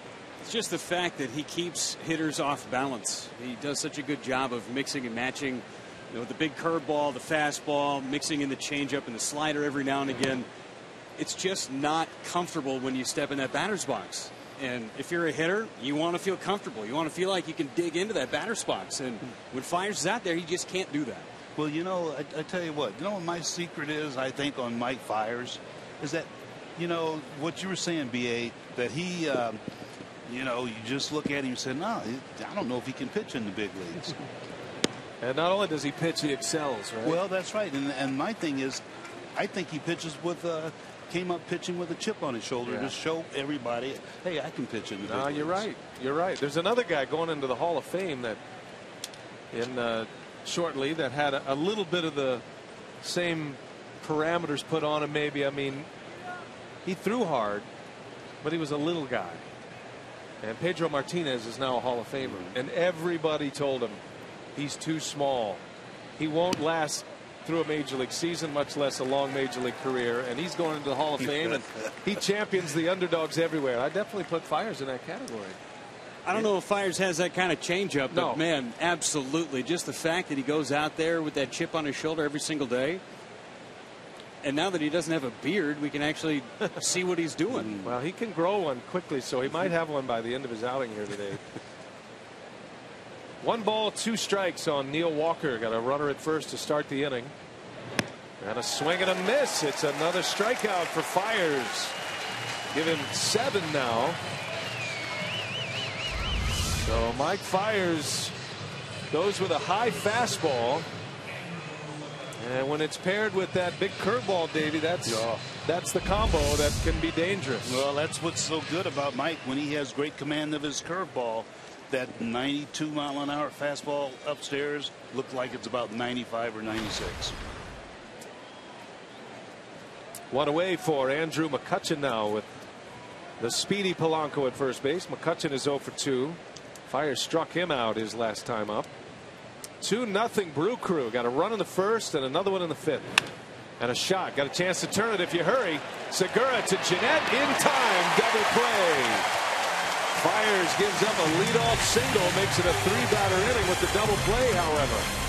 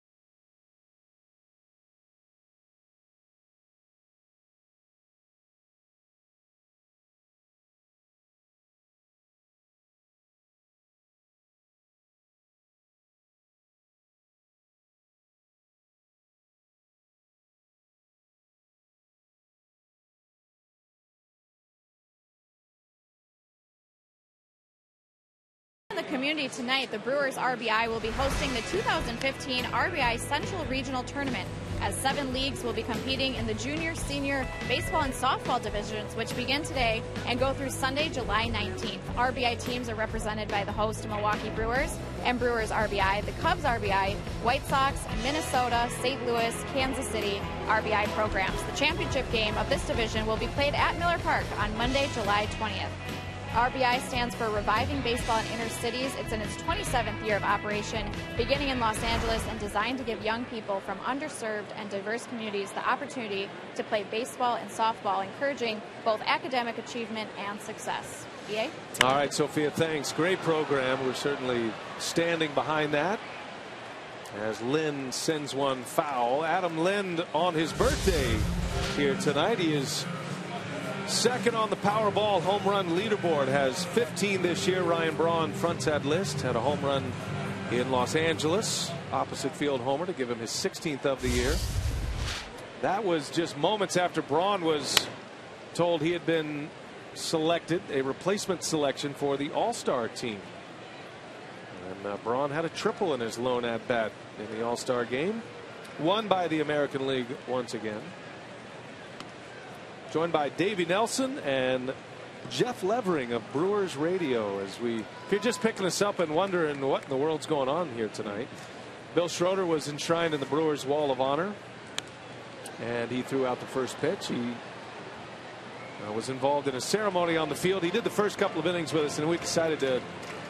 It was all, a sweaty mess, and so we decided to let him go, and hadn't done 1 ounce of preparation for tonight's game. So he took off. He's got a suite up there in right field. He's having a great time with all of his friends and family, and great honor for him. So we've rolled in some replacements, and a fly ball out for Adam Lind. Say you can join the Milwaukee Bucks for the Own the Future open house on Friday, July 24th. Add your name to the roster of new members of the Bucks organization. Check out the best seats available for the 2015-16 season. Lock in the best prices available and own the future with the Bucks. Just go to foxsportswisconsin.com/events for details. There he is, emerging from the depths of the Brewers suite and wiping off his brow. How many pounds do you think he's dropped tonight, Jeff? At least 7. He's going to have to rehydrate. And we've got this fan that's right here, and it's just blowing hot air, so he probably lost about 5 when he was in here by himself. That's the breeze machine. That is a rock. Like when you go through the Selig experience and it has the smoking cigar. When there's the rock experience, there's his brother Ed. The Bill Schroeder experience one day is going to have the breeze machine. Yeah. Blowing out the hot air and other things across the booth. Well, I tell you this, when besides Kate, who can really control Rock, wife Kate, his granddaughter has him wrapped around her little finger. Little Madeline. Little Madeline. She is so beautiful. There she is. She's been at it all night. From the press conference to now, she's going strong. She calls him Papa. 1-2 to Gomez is down and away. Now we're all thrilled for Rock, and we're making a big deal out of him. I said this earlier. We're making a big deal out of his night tonight because he deserves it, and he doesn't ask for it, but he deserves it, and we're happy to do it for him. He's a great leader and mentor, and Jeff, like you, he helped me a lot when I first started with the Brewers, and I know he spent a lot of time with you this spring as well. Yeah, he did. We had an opportunity to do some webcasts together and spend a lot of time at the ballpark. He just as nice a guy and as generous with his time as anybody you'll find. Have some good laughs out there on the road as well, as Gomez draws a leadoff walk. Now check it, a 1-out walk. There's Rock and his granddaughter Madeline. She's got her ice cream. She's all set. Yeah. Beat it. I thought about 2 innings ago when Rock went on with Sophia and she was chugging the milk that she was about 10 minutes away from going down, but she's second wind. It's the energy of the ballpark. There's Bill's daughter Mallory, the mother of Madeline. And, yeah, it's a great night for them. Glad to be able to do this. And Bob Uecker came on to join us for a couple of innings, and then we had Bruce Fremming, and Davey and Jeff are going to take us home. So we appreciate you guys being here. Yeah, BA, I know you guys have probably hit on this a little bit, but when you think about it, 21 years for Bill Schroeder, I mean, that's unique. I mean, in a lot of ways. And the thing there is that to be an analyst for the same ball club for 21 years, you don't see that. So the boy is doing something right. He's got some longevity. Yes. And I always say he's the most likable guy in America. And the way he is on the air and the way you guys at home see him and enjoy him and laugh and poke fun at him just like we do is the way he is all the time. Ramirez with a fly ball to right for the second out. Gomez will return to first. Jeff's got a podcast going. We always like to promote that. And what episode number are we on, Jeff? Where are we at with the weekly podcast? Just finished out number 20. Number 20. Number 20. Loaded into my iTunes account. How's that going? It's going well. It's going really well. We had Rock on earlier. Might have to have him on next week to talk about this whole experience. Oh, a double exposure for Rock on the award-winning podcast. Yeah, we'll get you on there at some point, B.A. Don't worry. Still waiting on the first offer. Davey, have you been extended the invitation? I have to admit, just saying. You and I are the be lone nice wolves. to be on that sometime. I hear the invitations are beautiful. They're like gold sealed and they're thick cardstock. And here's the thing, Jeff's little cubicle is only 4 cubicles from me. I pass by him every day, speak to him. Hey, how's it going? Neither one of you deserve cubicles, by the way. You're more like outdoor pets. You don't deserve to be inside. I have a red carpet. I got a feeling those are empty a lot. Those cubicles. Yep. Yeah, they said they did a deep clean of the offices over the last weekend, and they said take all the stuff off your desk. I didn't have to do anything. It was great. Still got the plastic lining on. Yeah. I heard there was an office for us, for Rock and I up there, but we've never been up there. We only go up there where you guys are when we're in trouble.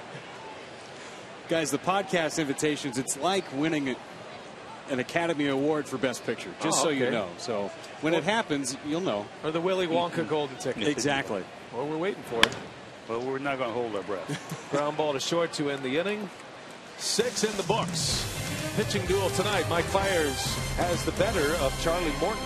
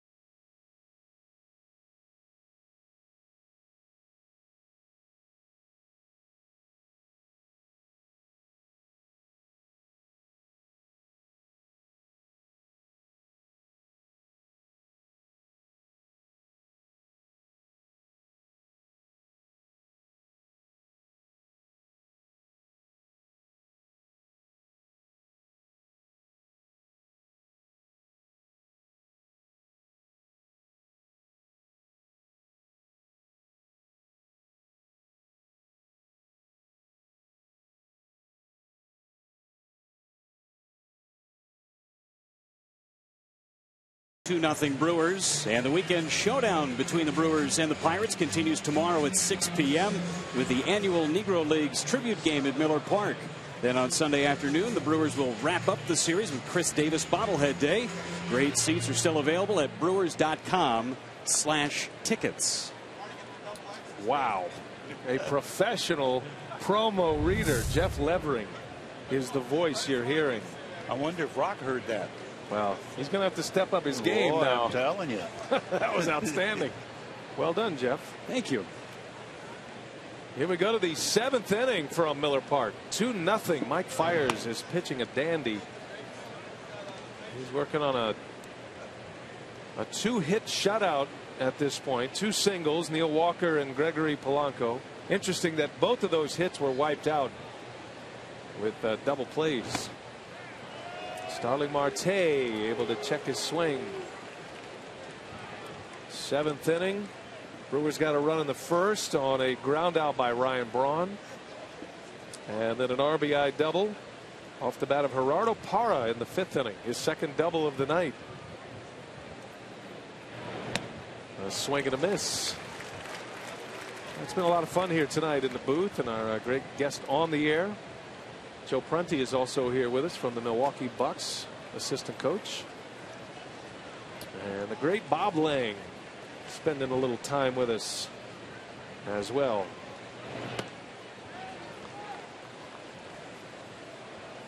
Hitters count for Marte. Dave, you just look at these Pirates, and I mean, they're starting to really come of age now. Guys like Marte. McCutchen, of course, is an MVP. Right. Still a young guy, though. He's got a long career ahead of him. In the air, deep center field. It sounded good. Gomez is back, and he's got it. Long, loud out for Starling Marte. One gone here in the 7th. Now time for you to tweet us your strongest fan photo. Use hashtag WistDataStrongFan. And you just might see yourself in an upcoming broadcast. It's all brought to you by T-Mobile. Jeff's pretty dialed in on the Twitter. I try to be. Are you tweeting right now your experience on Brewers TV? Have you seen any strong fan photos you'd like to recommend? All of them are good. Good politically correct answer there. Did you know today is National Emoji Day today, Brian? Wow. Yeah, right? I did not know that. And I have noticed your emoji game is extremely tight these days. I can't take credit for it. I'm not going to lie. Can't take credit. Fires facing Gong, and that ball is not coming back. That is way out of here. Jung Ho Gong with the first run of the game, a solo home run, his 5th of the year. This guy was a power hitting machine in Korea last season, and he's getting some playing time now in the absence of Josh Harrison. Turned that one around in a hurry, David. Well, he certainly did. It looked like a fastball trying to get in on him, but not in enough. And Gong is, I tell you what, he's beginning to show his stuff because, as you mentioned, B.A., he's filling in for Josh Harrison and getting a lot of playing time. And, you know, here's the thing. It's just like our guy, Geraldo Parra. It's tough to get him out of the lineup because he's getting a lot of playing time, and that good talent comes to play, shows up. Last time we were in Pittsburgh, you remember, Jeff, Gong was swinging the bat so well that when Josh Harrison was even playing before the thumb injury, they were playing him in right field. And they were kind of moving him around to give Gong starts at shortstop, at third base. Got to try and get his bat in the lineup any way he can. The Brewers have done a good job of neutralizing him this year, too. He's 5 hits and 18 at-bats. First home run in a month for Gong. They're number 5 overall. This guy hit 40 homers in a 117 game season in Korea last year. That's a good league. It's a not quite standard of the Japanese league as Alvarez lines one to center field. Gomez is there for out number 2. So if the major leagues are the elite league, and then the Japanese major leagues, you put them number 2, Jeff, and then I'd say the KBO is probably number 3. It is. They've produced a good number of players in the big leagues. Chan-Ho Park, Shin-Soo Choo, who's come out of there the last few years. Gong is the first real big superstar to go straight from the KBO straight into the big leagues. Now that league is building. My brother, who's a scout with the Rangers now, but he pitched in Korea for 2 years for the LG Twins. He was their closer. And he went over there about 225 and he came back about 200 pounds. They were. It's a different kind of, you know, there wasn't the steak and taters that he's used to growing up in Texas, you know. He enjoyed his experience over there. Baseball's growing quickly over there. It's a great sport. They draw big crowds there as well, especially in Seoul. Tough hop. Ramirez played the wrong one, and Cervelli's going to reach. He was in between, Davey. He couldn't make up his mind which hop to play. That'll be an error on Ramirez. Well, you know what happened right there, as you mentioned, he was a little in between. Started to, and then he kind of just couldn't get his feet going. stopped and then was going to try to play it on the short hop. By that time, it was just too late. Ball goes off his glove. First instinct, was right for him to just go head in and charge the ball. I think it's probably decisions like that, ground balls like that, the reason Ramirez is going to call it quits after this year. Those are balls he used to eat up back in the day. And, you know, the body doesn't fire as fast as the mind wants to. And that little bit of indecision put him in a tough spot to try to make a tough play on a short hop. And that'll go as an error on a Ramos. So that keeps the inning alive here. And now the Pirates put the tying run on. And they go ahead and run at the plate. Jordy Mercer, 2 outs in the 7th.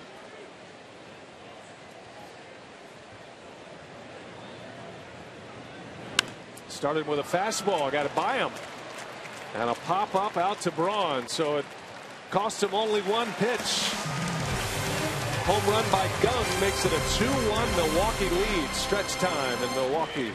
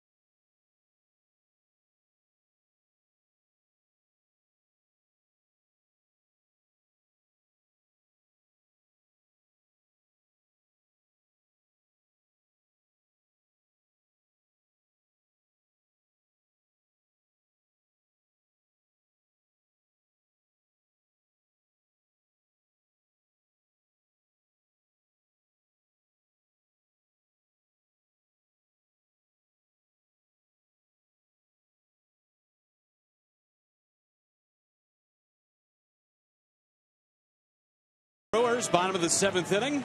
And as promised earlier in the game, or just a half inning ago, we have selected the Data Strong fan photo of the game. Tweet your strongest fan photo to #WisDataStrong for a chance to be featured in an upcoming broadcast brought to you by T-Mobile.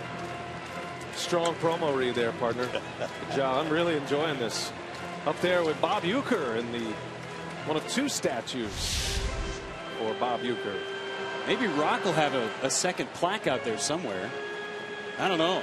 Maybe. Maybe a life-size aluminum structure of his breeze machine. You got to watch the top-heavy part, though. It's got to be. There has to be an engineering degree involved in that. Bottom 7, 2-1 Brew Crew. Scooter Gennett leads off. Milwaukee starting this second half. Game 91 of the year for the Brewers. And Milwaukee trying to make it a strong finish here. Final 70+ games. You guys get a chance to watch the All-Star game? Oh, yeah. Thoughts from that game? What stuck out at? You know, Jacob deGrom was the guy that kind of lit the world on fire that day. We saw him in Milwaukee here, and he looked like a guy that's ready for the big stage. Yeah, he certainly is. And you know, and I just thought that the National League was going to win that game because of the pitching. And, you know, when I was an American League player, the National League used to kick our butts all the time. What All-Star team were you? Where was your game? My game was in Kansas City in 1973. Right. I remember that picture in Kansas City. That's right. As Scooter fouls one off his foot there. You know, this is amazing. A lot of people, and I wonder, I've often thought, how many All-Star teams can say that there were 22 personnel from the American League and National League, 11 from each league that are now in the Hall of Fame. Wow. That was the game you were in. Yes. You're saying. Right. How about that? Yeah. What'd you hit in the lineup that day? What was the details of your All-Star game? Oh boy, you don't even want to hear that. I do. Yes, I do. I've heard the story. I didn't start the game, of course, and Brooks Robinson started at third base, and I made the team as a second baseman, and then Buddy Bell went in. Oh, look out. 1-2. The count remains on Jeanette. Buddy Bell or Sal Bando went in to face replace Brooks Robinson. Right. So now I replaced Sal Bando. He played 3. Now I've got the last 3 at third base, and my parents are watching the game on TV, and I make this really nice play, foul ball against the fence there, and Casey jump up, and Kurt Gowdy says, and Bando makes an outstanding play. He missed it. He missed the change. His stats guy missed him coming in. Oh gosh! Wow. On national television too. Jeanette lines one into center field, a base hit. Yeah, good start for the Brewers. Looking to add on here. Jeanette has been on all 3 times tonight. He intentionally walked. He was hit by a pitch. Scored the second run. Now he leads off with a single. Good looking swing. Yeah, yeah. You know, I think Scooter's a wholly different player. Whole different player since he's gotten back from the minor league his little stint. Able to maintain a batting average over 300 since returning. So Shane Peterson's going to pinch hit. Fires is done for the day. Outstanding outing by Mike Fiers. Great line tonight. Peterson with a runner at first. Shane is 3 for 9 as a pinch hitter this season. And the Brewers would love to get the run back. Pirates just scored for the first time on a Jung Ho Gung home run. It was a no doubter. Fiers all smiles, rightly so. 7 innings, 3 hits, just 1 earned run. He walked just 1, struck out 7. And now averaging more than a strikeout per innings pitched this season. That ball's ripped right center. They had him shaded in the left center, and Jeanette all the way to third. So Shane Peterson off the bench with a base hit, and the Brewers have something cooking here in the 7th inning. Boy, nice job by Shane Peterson. What a nice job. He, took that pitch, stayed right with it. Here's a guy that comes off the bench and just does an outstanding job. Always seems to put the ball in play. And right there, took a pitch middle away and just hit it back up the middle. Now 4 for 10 as a pinch hitter. That's a tough job coming off the bench. Peterson's done a terrific job at it. And with Parra coming up, Ray Searage, the Pirate pitching coach and a former Brewer, is on his way out to have a chat with Charlie Morton. Might be buying a little time for his bullpen here. Oh, Gerardo Parra, who's in our lows, never stop improving. And that's been the story this year for Parra this month. His numbers in July, counting his 2 hits tonight, 2 out of 3 tonight with an RBI double, .442 batting average. He's popped 4 homers and 9 runs batted in. And Davey, it's not just his offense either. He brings that Gold Glove defense, and what a player he's been for the Brewers this year. He's been outstanding, and on all ends of the field, whether it's at the plate or out in the outfield, at all 3 outfield positions. And I just think he's brought a nice little mix to this ball club where, no one ever thought he was going to be doing what he's doing right now. And but this guy's used to playing in 135 games when he was over with the Diamondbacks. Ground ball to third, and he's through the legs of Alvarez. Coming in to score is Jeanette. All the way to third goes Peterson. Boy, Alvarez has had his troubles this year. The Brewers tack one on. 3-1 Milwaukee on Alvarez's 15th error of the season. Well, right there, Alvarez was trying to make the play, throw the ball before he caught it. And number one, you've got to catch the ball first, then speed your actions up. And he's been a sore thorn for that defense with the Pirates. No RBI for Parra, and that's going to be the end of the line for Charlie Morton. So Morton is out. 3-1 Milwaukee as the Pirates go to the bullpen. We'll set up the new hurler right after this.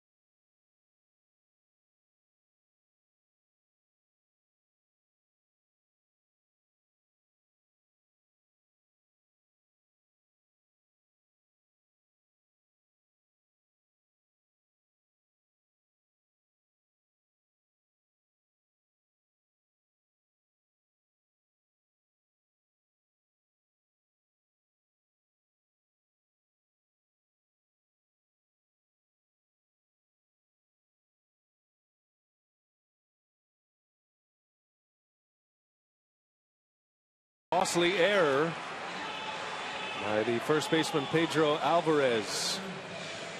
15 errors for Alvarez. Check that out. The next closest is Joey Votto with 5. And Alvarez lets one go between his legs. And a run is in. Jeff Levering is with us, and he's got Jared Hughes. What do you have on him, Jeff? Jared Hughes making his 45th appearance for the Pirates. .229 earned run average with a couple of wins and a loss. Big number for Hughes, though. He has inherited 25 runners this year. Only 2 have scored against him, so he's tough in that department. And the Brewers have him at first and third. Both of those runners belonging to Charlie Morton right now. Morton giving up 3 runs. And the error by Alvarez certainly costly. Pirates got a run in the 7th on a home run by Gung. Brewers get it right back. Nobody out with runners at the corners for Lucroy.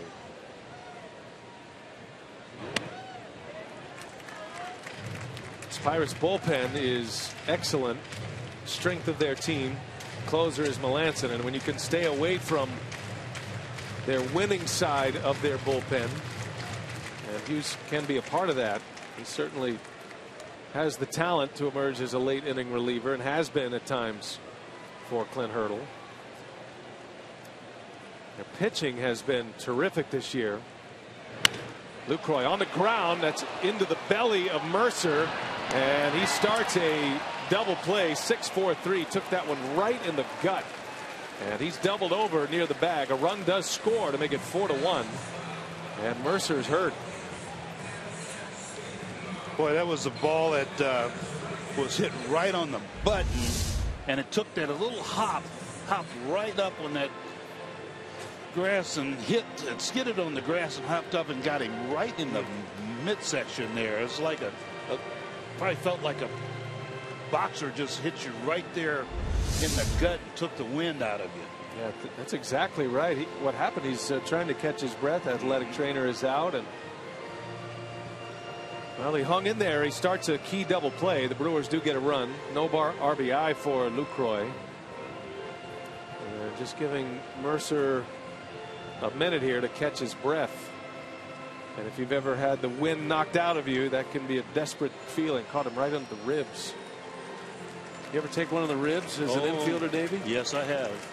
Yes, I have. And believe me, it's not a good feeling. And, you know, the ball just, it took that long hop right off the grass. I mean, the ball was hit hard, and the second bounce hit the grass, skidded, and then your reaction is to try to get it with your glove, but it got there so quick, and it got him right in there. It looked like a young Mike Tyson's punch hit him. Maybe like a Ronda Rousey punch to the gut now, huh? Yo, yeah. All right, so 2 outs. Here's Braun now with the bases empty. 4-1 Milwaukee, stretching the lead to 3 with 2 runs here in the 7th. Inning started with back-to-back hits, Jeanette and the pinch hitter Peterson. The error by Alvarez opened the door, allowed 1 run to score. Interesting, no RBIs in this inning for Milwaukee, but 2 runs are in. Well, you know, BA, I think the one thing too here, you know, with the score 4-1, and the Brewers can start winning here. They win this ball game. It's a good start for them because they've got to be able, if they're going to make a push, you know, to play better, they've got to do it right here at home. And if nothing else, give the home fans the entertainment value, right? And give them something to cheer about. Leave them with a memory. I know the Brewers players are conscious of that. Milwaukee has not played well here at Miller Park. They've actually been decent on the road, but here at home, 12 games under 500. As Braun takes a strike on a 3-0 pitch. Brewers finished the first half prior to the All-Star break dropping 2 out of 3 to the Dodgers, but could have won all 3 games. And feeling like they should have won all 3 games in that series. And there is ball 4. So Braun draws a walk. Keeps the inning alive for Adam Lind. The best gum chewer in America right there. Clint Hurl in the jaws of life. He's done a great job. Yes, he certainly has. You know, I've known Clint a long time. He and I were with the Royals together, and he was just a young, brash kid that was on the on the front page cover of Sports Illustrated before he even played in the big leagues. There goes Braun. Lind lets him run. Throw to second is up the line. A stolen base for Ryan Braun, who's having a great year running the bases. He is now 13 out of 14 in stolen base attempts. Got a good jump. No, he certainly did. You know, and that's one good thing of what Bronny does very well. He picks his spots and he makes sure he's going to get a good jump and steal a base. And now a base hit. The Brewers can tack one more on. They lead 4-1. 2 have scored in the 7th.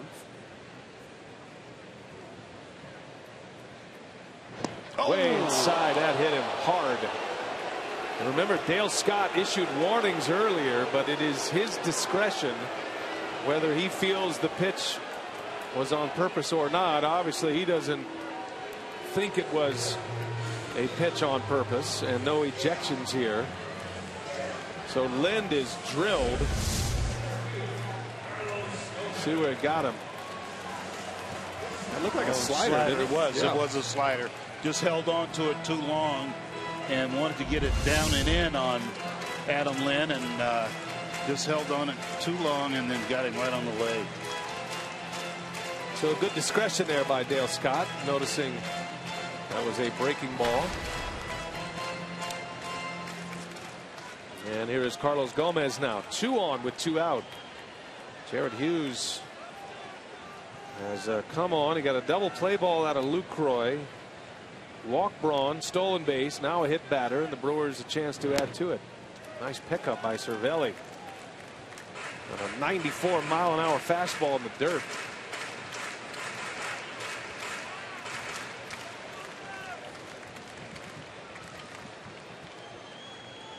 Gomez has been among the best the Brewers have this year in scoring position.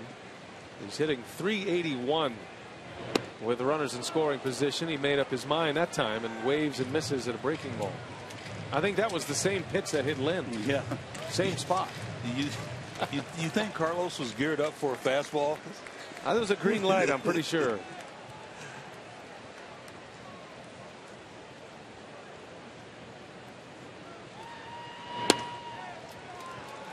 Didn't miss by much. 2 balls and a strike. There are a lot of guys that go up to the plate and they have it made up in their mind. All right, this is the pitch I'm going to swing at right here. Carlos does that, I would say, about 70% of the time. He does. I wonder if he goes up there and goes, this is the pitch I'm going to swing so hard my helmet falls off. 2 balls and a strike. Yeah, he laid off that one. You know, I've heard, you hear stories about Miguel Cabrera, Albert Pujols, some of the great hitters. Ted Williams did it, a guy you played for. And they would set up pitchers. So they would act as if, you know, that was a pitch that gave him trouble, but they would just have him in a perfect position for later in the at bat. I think Gomez does that sometimes. Well, I think so too. I played with a couple guys that did that. Amos Otis was great at doing that, and then the pitcher says, "Oh, I'm going to get him on this again," and bam. Boom. Yep. Excellent Amos Otis reference. And Gomez, who swung at that pitch to start the count, walks on that pitch. And now the bases are loaded. Hughes thought he could get him out there, and Gomez showing good plate discipline. That's the new Gomez. Gomez 2.0. Well, you know, how many times in a ball game would you see Carlos walk twice in a ball game? Not many times. He's a free swinger. And for Gomez,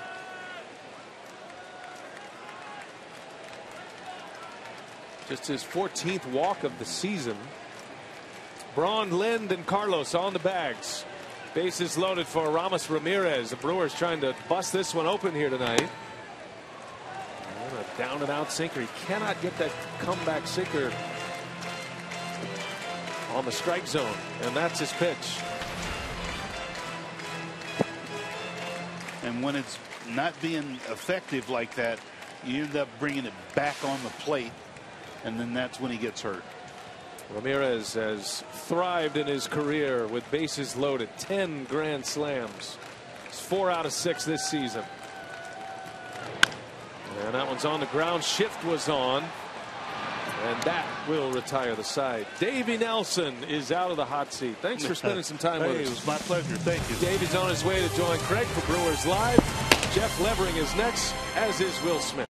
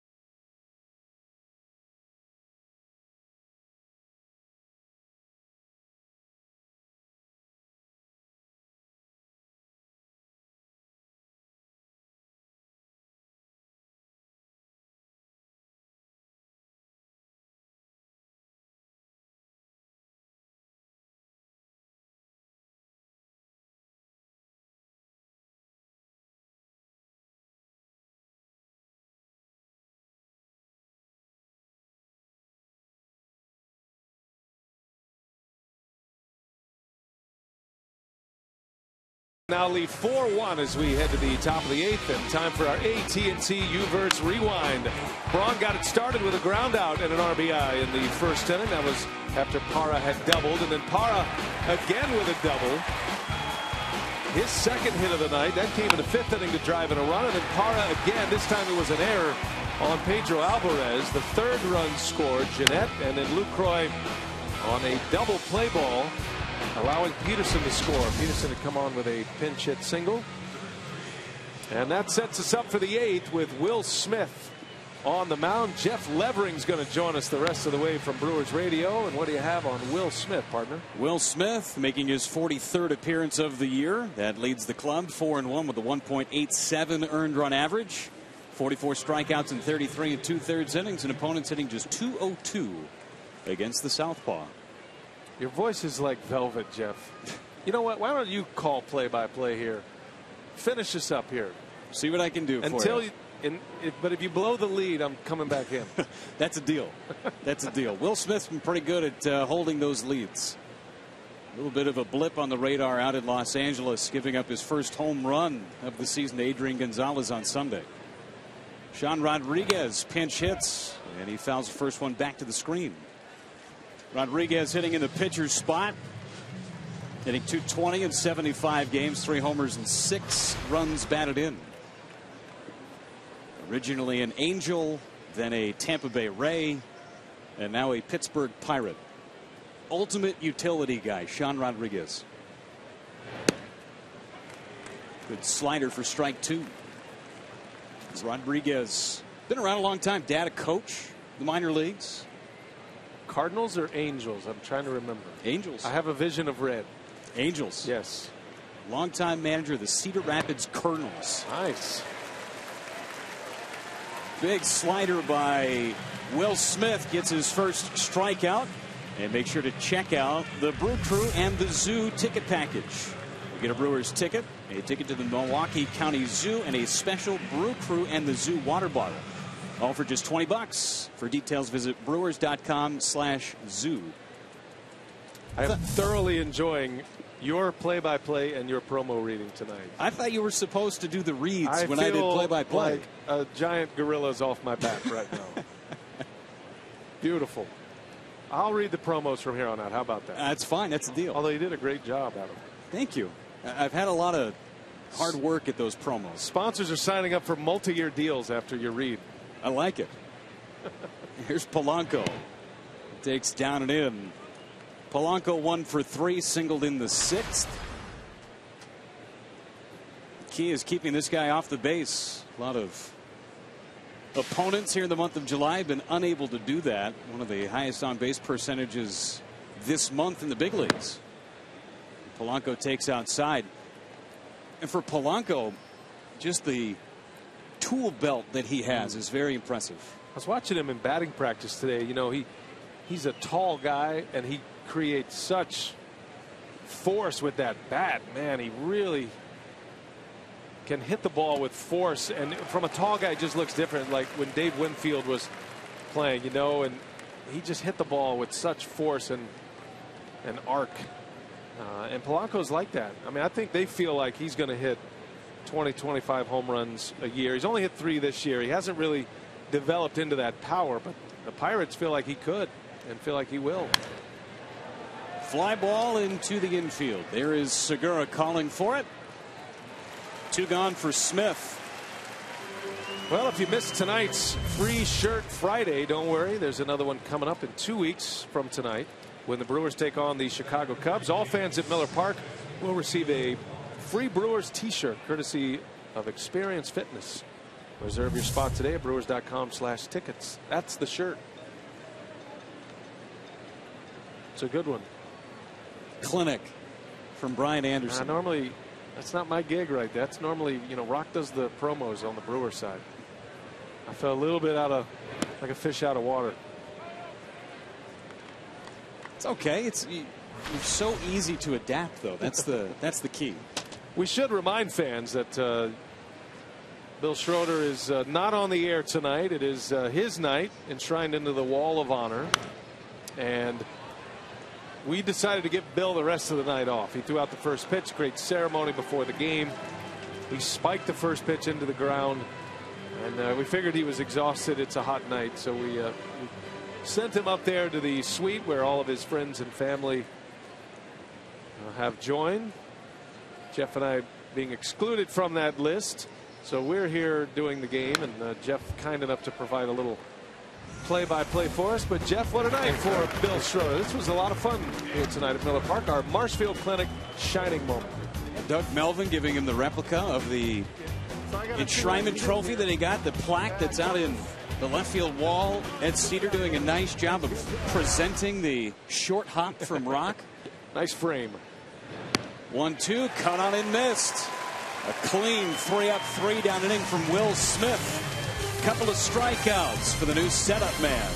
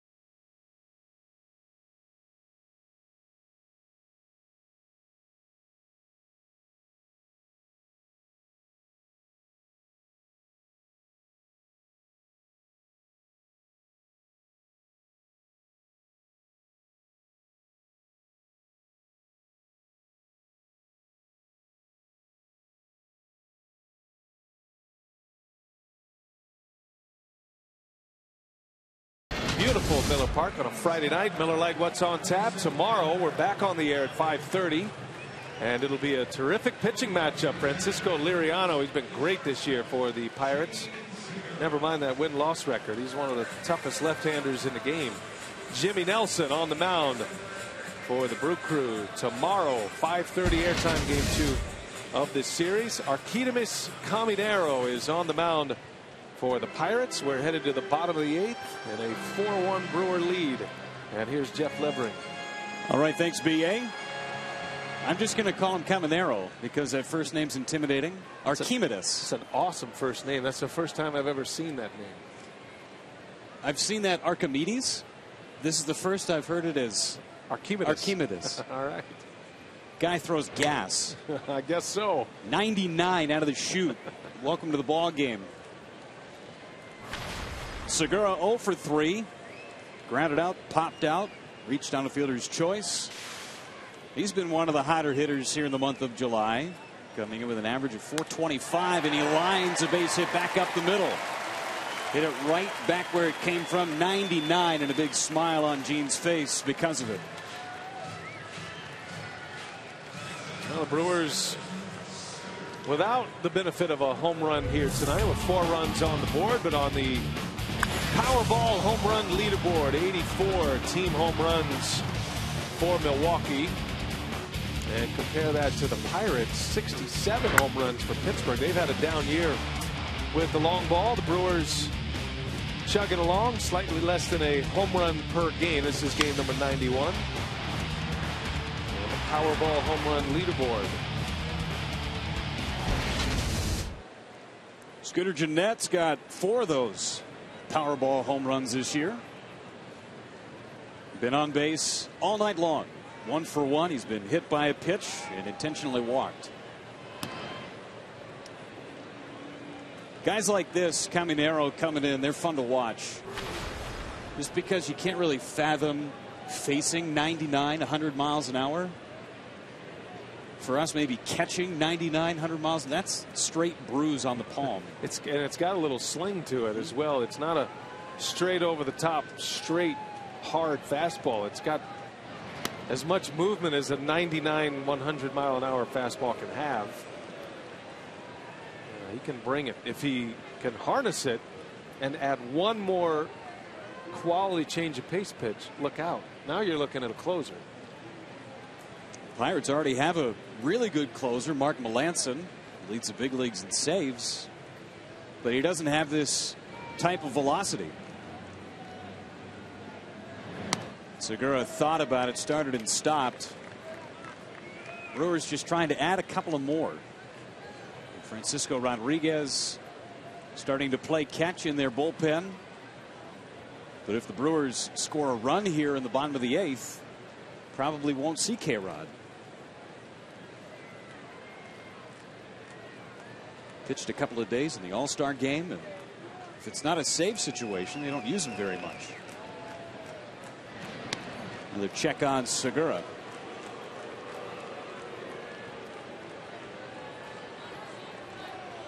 Lee Tunnell keeping the boys loose out there in the bullpen. Now you figure Jeffress if the Brewers do score, K-Rod if they do not. I'm sure Frankie is eager to get back on the mound after the All-Star game. You want to have fun, enjoy yourself, but you don't want to struggle either. And Frankie giving up a couple of runs. Said he thoroughly enjoyed the experience. Back-to-back All-Star teams for him. 3 All-Star appearances in each league now, Frankie Rodriguez, now that he's made a 3rd National League All-Star team. Pretty impressive, and in 3 different stages of his pitching career. As Gennett takes a strike. You had the fireballing right-hander that was young and had that nasty slider coming up with the Angels, winning a World Series in 2002. Then he signed the big contract with the Mets. Picked up that changeup on the tail end of his career with the Angels, and then since he's been here in Milwaukee on a bunch of different contracts, just the guts and guile type of closer with great command. Runner goes. Swing and a miss, and the throw down, not in time. Gene Segura swipes another bag. That's his 13th. Got a great jump on Caminero, not fast to the plate. Cervelli did about everything he could to unload. Segura just too good of a jump. Cervelli does throw it well, and so you steal those on the pitcher. And Segura with number 13, he's only been caught 3 times this season. When the Brewers do run, and it's been more rare as Craig Counsell has taken over as manager, they are usually pretty confident. It's all about those times from the pitcher to the plate, stealing bases on the pitcher instead of the catcher. 100 miles an hour. First Serious. triple digit. That is serious heat. The Brewers, when they steal bases, it's that calculated guess. You got a really good idea. How fast is the runner getting to get to second base? How fast is the pitcher going to deliver the pitch? They've only been caught 17 times this year. That's a great number, great ratio for him. Jeanette fouls one back. He was right on it. Give credit to Mike Guerrero, the first base coach. He and Ed Cedar come up with the base running game plan, and Guerrero, aside from holding on to the equipment like the shin guards and whatnot, he's got a stopwatch in his right hand, and he's constantly checking times on the pitcher to the plate. It's interesting. That's the most important piece of equipment. It is. And it's interesting when you look at first base coaches and we first talk to him, you think the only word in the vocabulary is back. That's all they say. Jeanette fouls one off. A lot of guys refer to the first base coach as the get back guy. Mike Guerrero is anything but that. He's as dialed in with times and reads and pitchers' moves as you'll find. Son of legendary scout Epi Guerrero built the Blue Jays into a world champion, and Mike's brother Sandy's in the organization as well, hitting coach in Double-A, carrying on the Guerrero legacy. Threw to Prince Fielder in the home run derby a couple of days ago. The second time he'd done that for Prince. Did it in 09 when he won. Actually, Mike Guerrero was the first to throw to Prince Fielder in a home run derby in San Francisco. Fielder was shut out, so he fired Mike. And hired his brother. That's right. Another 3-2. Ball 4. Good job by Jeanette. He's throwing hard. Jeanette patient. Draws the walk, and the Brewers are putting the pressure on here with nobody out in the bottom of the 8th. Say a reminder that all season long, kids 14 and under and seniors 60 and above save 50% on tickets to all midweek day games at Miller Park. For half-price tickets to next Wednesday's game against the Cleveland Indians, visit Brewers.com/fan-values. Chris Davis is going to grab a bat. He's going to hit in the pitcher's spot. 1 for 4 is a pinch hitter this year with a homer. Tried for one right there and swung through it. Tried to square up 99. Not an easy thing to do cold off the bench. This is going to be a test here for Davis. You know, he's coming back from a knee injury, goes through a minor league rehab after the surgery on the torn meniscus. Took him only a month to get back. And he comes back, and the guy he was in a bit of a platoon with, and you probably call Davis the starter, the more regular left fielder, and then Parra being the 4th outfielder. But Parra's been so hot and has been so good for so long.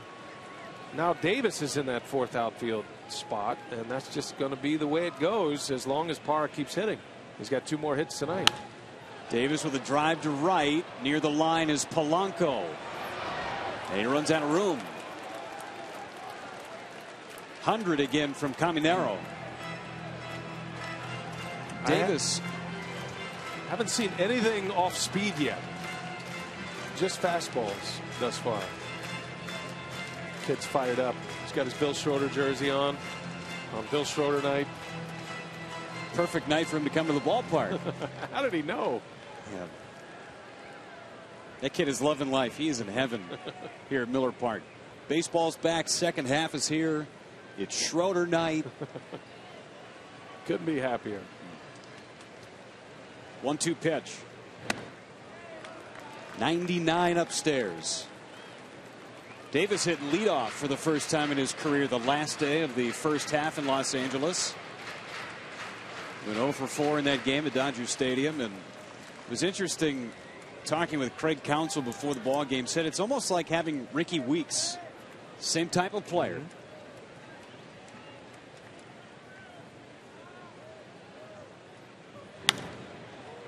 Fouled off on the right side by Davis. He's starting to catch up to Caminero. I thought that was a really good analogy from Craig Counsell. Might not have the speed that Ricky had, but hits home runs. Not necessarily a big high average guy. But Davis could hit some leadoff bombs for you if you needed him to. I'm not sure how much we'll see him in the leadoff spot moving forward with the way that Parra's been playing. Nice to note he can do it, though.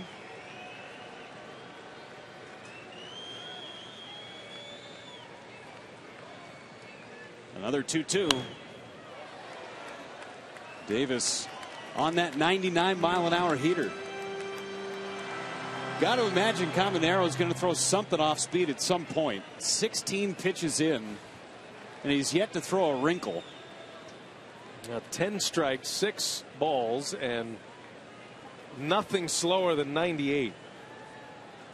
I guess he did have one slider that he tried at 88. I beg your pardon. 1 out of the 16, but everything else fastballs. Another 2-2. Wow.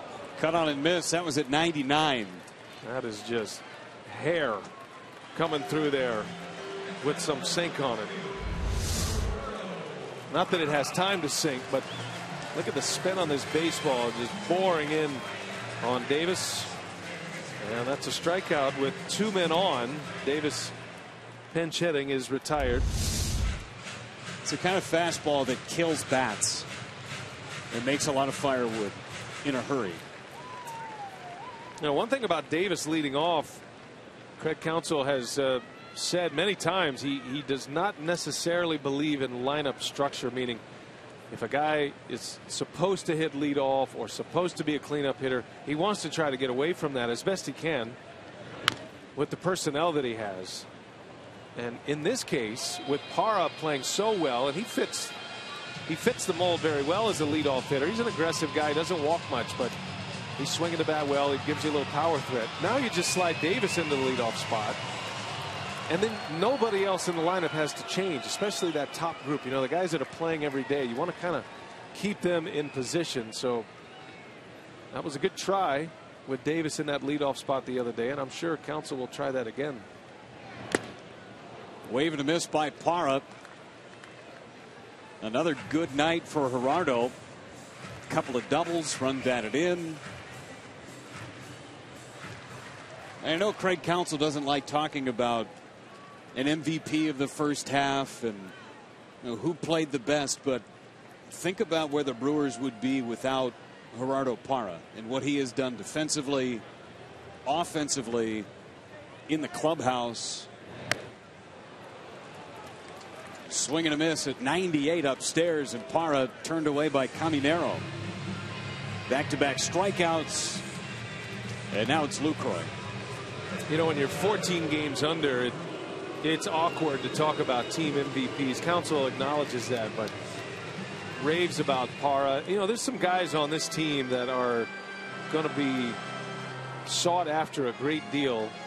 We had a chance to visit with Mark Catanaccio in Los Angeles, and he did say, you know, there's nothing imminent, and obviously he's in tune with Doug Melvin, and Counsell's right there with that group as they look at what might be available, who's making offers for certain players. We're fast approaching the trade deadline of July 31st, and I would imagine that market's going to heat up quickly. Brewers have some very attractive pieces. The way they've been playing here of late, third most wins in the National League since this man's return from the disabled list since June 1. 22 wins, third most behind the Pirates and the Cardinals. The unfortunate thing is that both of those teams are in the same division. You just can't make up a lot of ground in a hurry. And it's not like you're trying to trade everybody. You want to have the right deal. You want to be able to get prospects in return, and because at the same time, I think to a man, the Brewers feel like they can be competitive quickly. They can get right back into a contending position next season. And especially with the emergence of Youngman, and Nelson gets a year under his belt. And think about Willie Peralta, which nobody wants to go through an injury, but those are a lot of pitches, a lot of innings saved that he's been out with that oblique injury. So now he comes back. Hopefully he finishes strong, and that's going to buy him a little time next season. And now you're suddenly looking at a pretty good pitching staff in the starting rotation of young organizational guys that you're high on, and now they're starting to get some experience in the big leagues. Ouch. In tight on Lucroy. That one hurts, and he tried to throw the slider there at 88. Just the second off-speed pitch he's tried to throw. And it's the second guy in as many innings that's been hit by one of those sliders. And Dale Scott, the home plate umpire and the crew chief, his discretion because of those warnings that were issued back in the 5th. And that one just didn't go anywhere out of the hand of Caminero except into the belt buckle of Lucroy. You mentioned Willie Peralta on his way back. That in itself, getting him back into the starting rotation, is like making a trade. Sure. Almost, to get that fresh arm.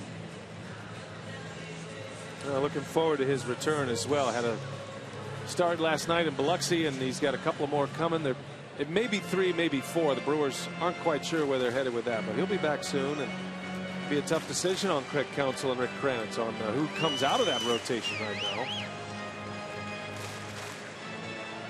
5 hit batters tonight, 2 of them post warning,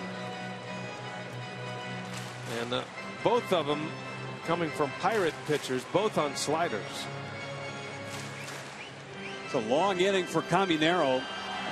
24 pitches, and now he's got the bases full against Braun. 0 for 3, a run batted in. He drew a walk his last time. And he's looking to cash in. The bases full of Brewers. Power versus power here.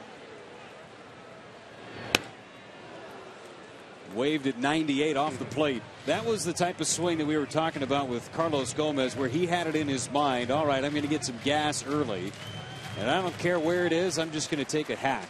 Started early. This is where Braun has a great ability to drive the ball to the opposite field. Look how far back in the batter's box Braun is standing right now. It's even further than he normally stands back. I'm not talking about depth, and he is deep in the box, but on the line towards third base, that's as far back and as deep as you'll see. And with one thing in mind, to try to catch a pitch deep into the hitting zone and drive it to right. The 1-1. Swing, a ground ball, diving stop by Mercer, goes to second, and he gets the force out on Lucroy. Good play. Outstanding effort by Mercer, takes a run or maybe 2 away from the Brewers. The 9th is on, Crew up by 3.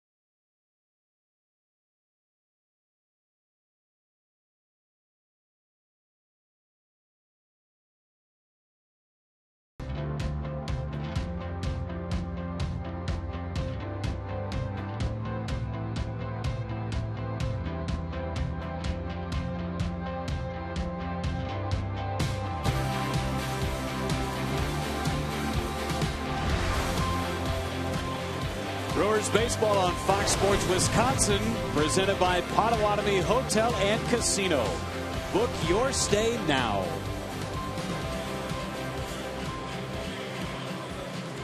To the ninth we go, 4-1. Jeff Levering helping us out tonight. Great job, Jeff. Thank you. Enjoyed listening to you, buddy. Appreciate it. Thanks for the color commentary. Absolutely, man. Great to have you. This is a night Bill Schroeder enshrined in the Wall of Honor. We've had a number of guests here in the booth. We've had a great time tonight. Hope you've enjoyed the broadcast. Brewers have a 4-1 lead. K-Rod on to try to nail it down. The Brewers all-star closer is in. Andrew McCutchen will lead off. All-star teammates Tuesday. McCutchen homered in that game. All-star starter. He was a substitution as a starter. Giancarlo Stanton and Matt Holliday unable to participate. So McCutchen and Jock Peterson join Bryce Harper. 3 runs to work with. And a hot ground ball right to Segura, right through Segura. That one did take a wicked hop, and into left center it goes, and McCutchen is aboard. There's been a costly error by Alvarez that led to a run. The Brewers now with 2 errors, both on the left side. That one ate up Segura. Frankie says, here we go, into the stretch. And with a man on, he'll face Starling Marte. Pirates had an impressive series before the All-Star break, winning 3 out of 4 from the Cardinals, and in dramatic fashion in a couple of those games. This team is hot, Jeff, and they look like a team that could very well challenge the Cardinals, which I didn't think was the case a month ago. But they look like a team that could win a division for the first time in their franchise since '92. They haven't done it. Remember, Hurdle's Pirates have been in the wild card position the last couple of years. Just 2.5 games back of the Cardinals entering play tonight.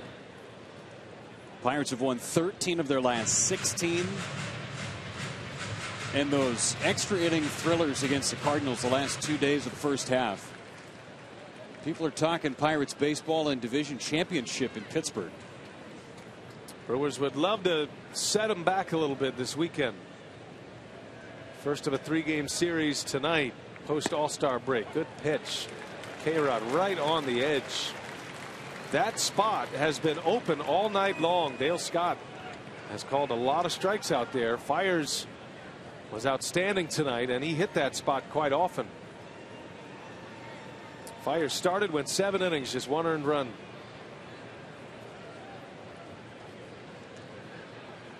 Oh, and 2 the count on Marte. Up the middle, ranging over. Jeanette has it, throw to second in time. Hey, what a play by Scooter Jeanette. And not just having to field the ground ball, but there was a chance that ball could hit the base. So had to deal with that as well. Beautiful effort by Jeanette to get the lead out and the first out of this 9th inning. McCutchen retired on a 4-6 putout. Marte at first on a fielder's choice. Beautifully done by Scooter. Knew he had to hurry too with McCutchen running. Not an easy guy to force out at second base as hard as he runs. There's Jung Ho Kang now.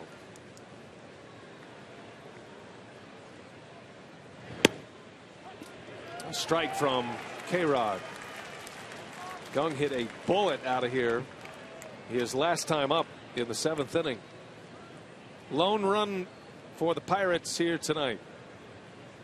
A 1-out home run off Fiers. The only run Fiers allowed, and Mike only giving up 3 hits tonight. Will Smith worked a perfect 8th inning. 3 up, 3 down. Had a couple of Ks in the inning. And now K-Rod to try to finish it off and send the Brewers to win number 39. It would get him to 13 under 500. Still chasing that 500 mark. A strike. 1-2. Fastball from Rodriguez.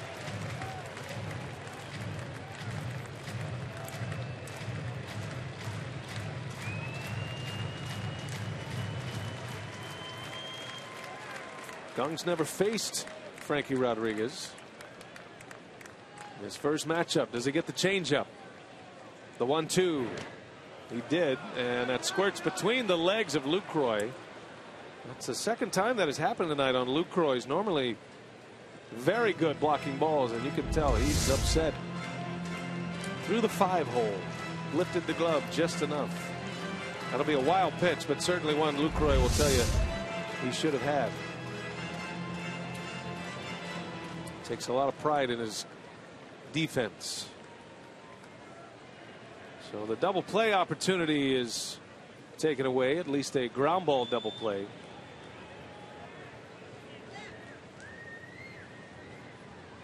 The 2-2. Change up, little roller out to short. And Segura, close play in time for the out. Marte to third, 2 outs in the inning, and K-Rod an out away from sealing this one off. Here comes Pedro Alvarez.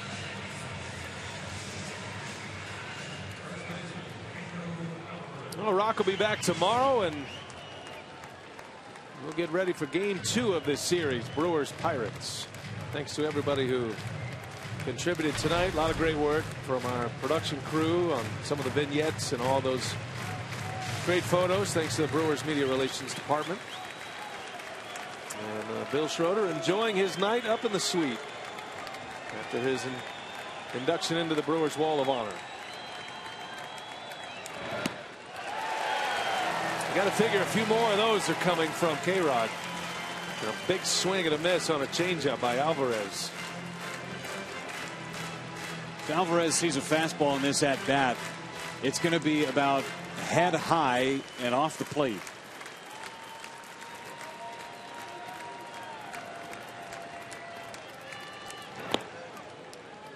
Skipped it in. 1 ball, 1 strike.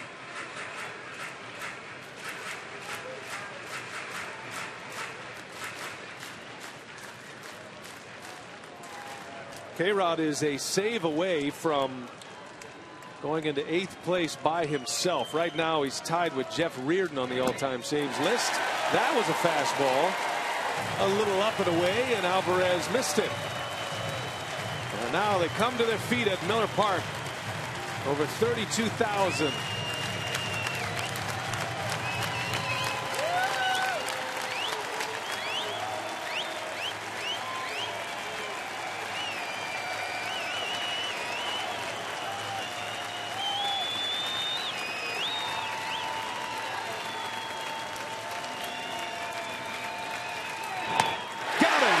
A strikeout to end it.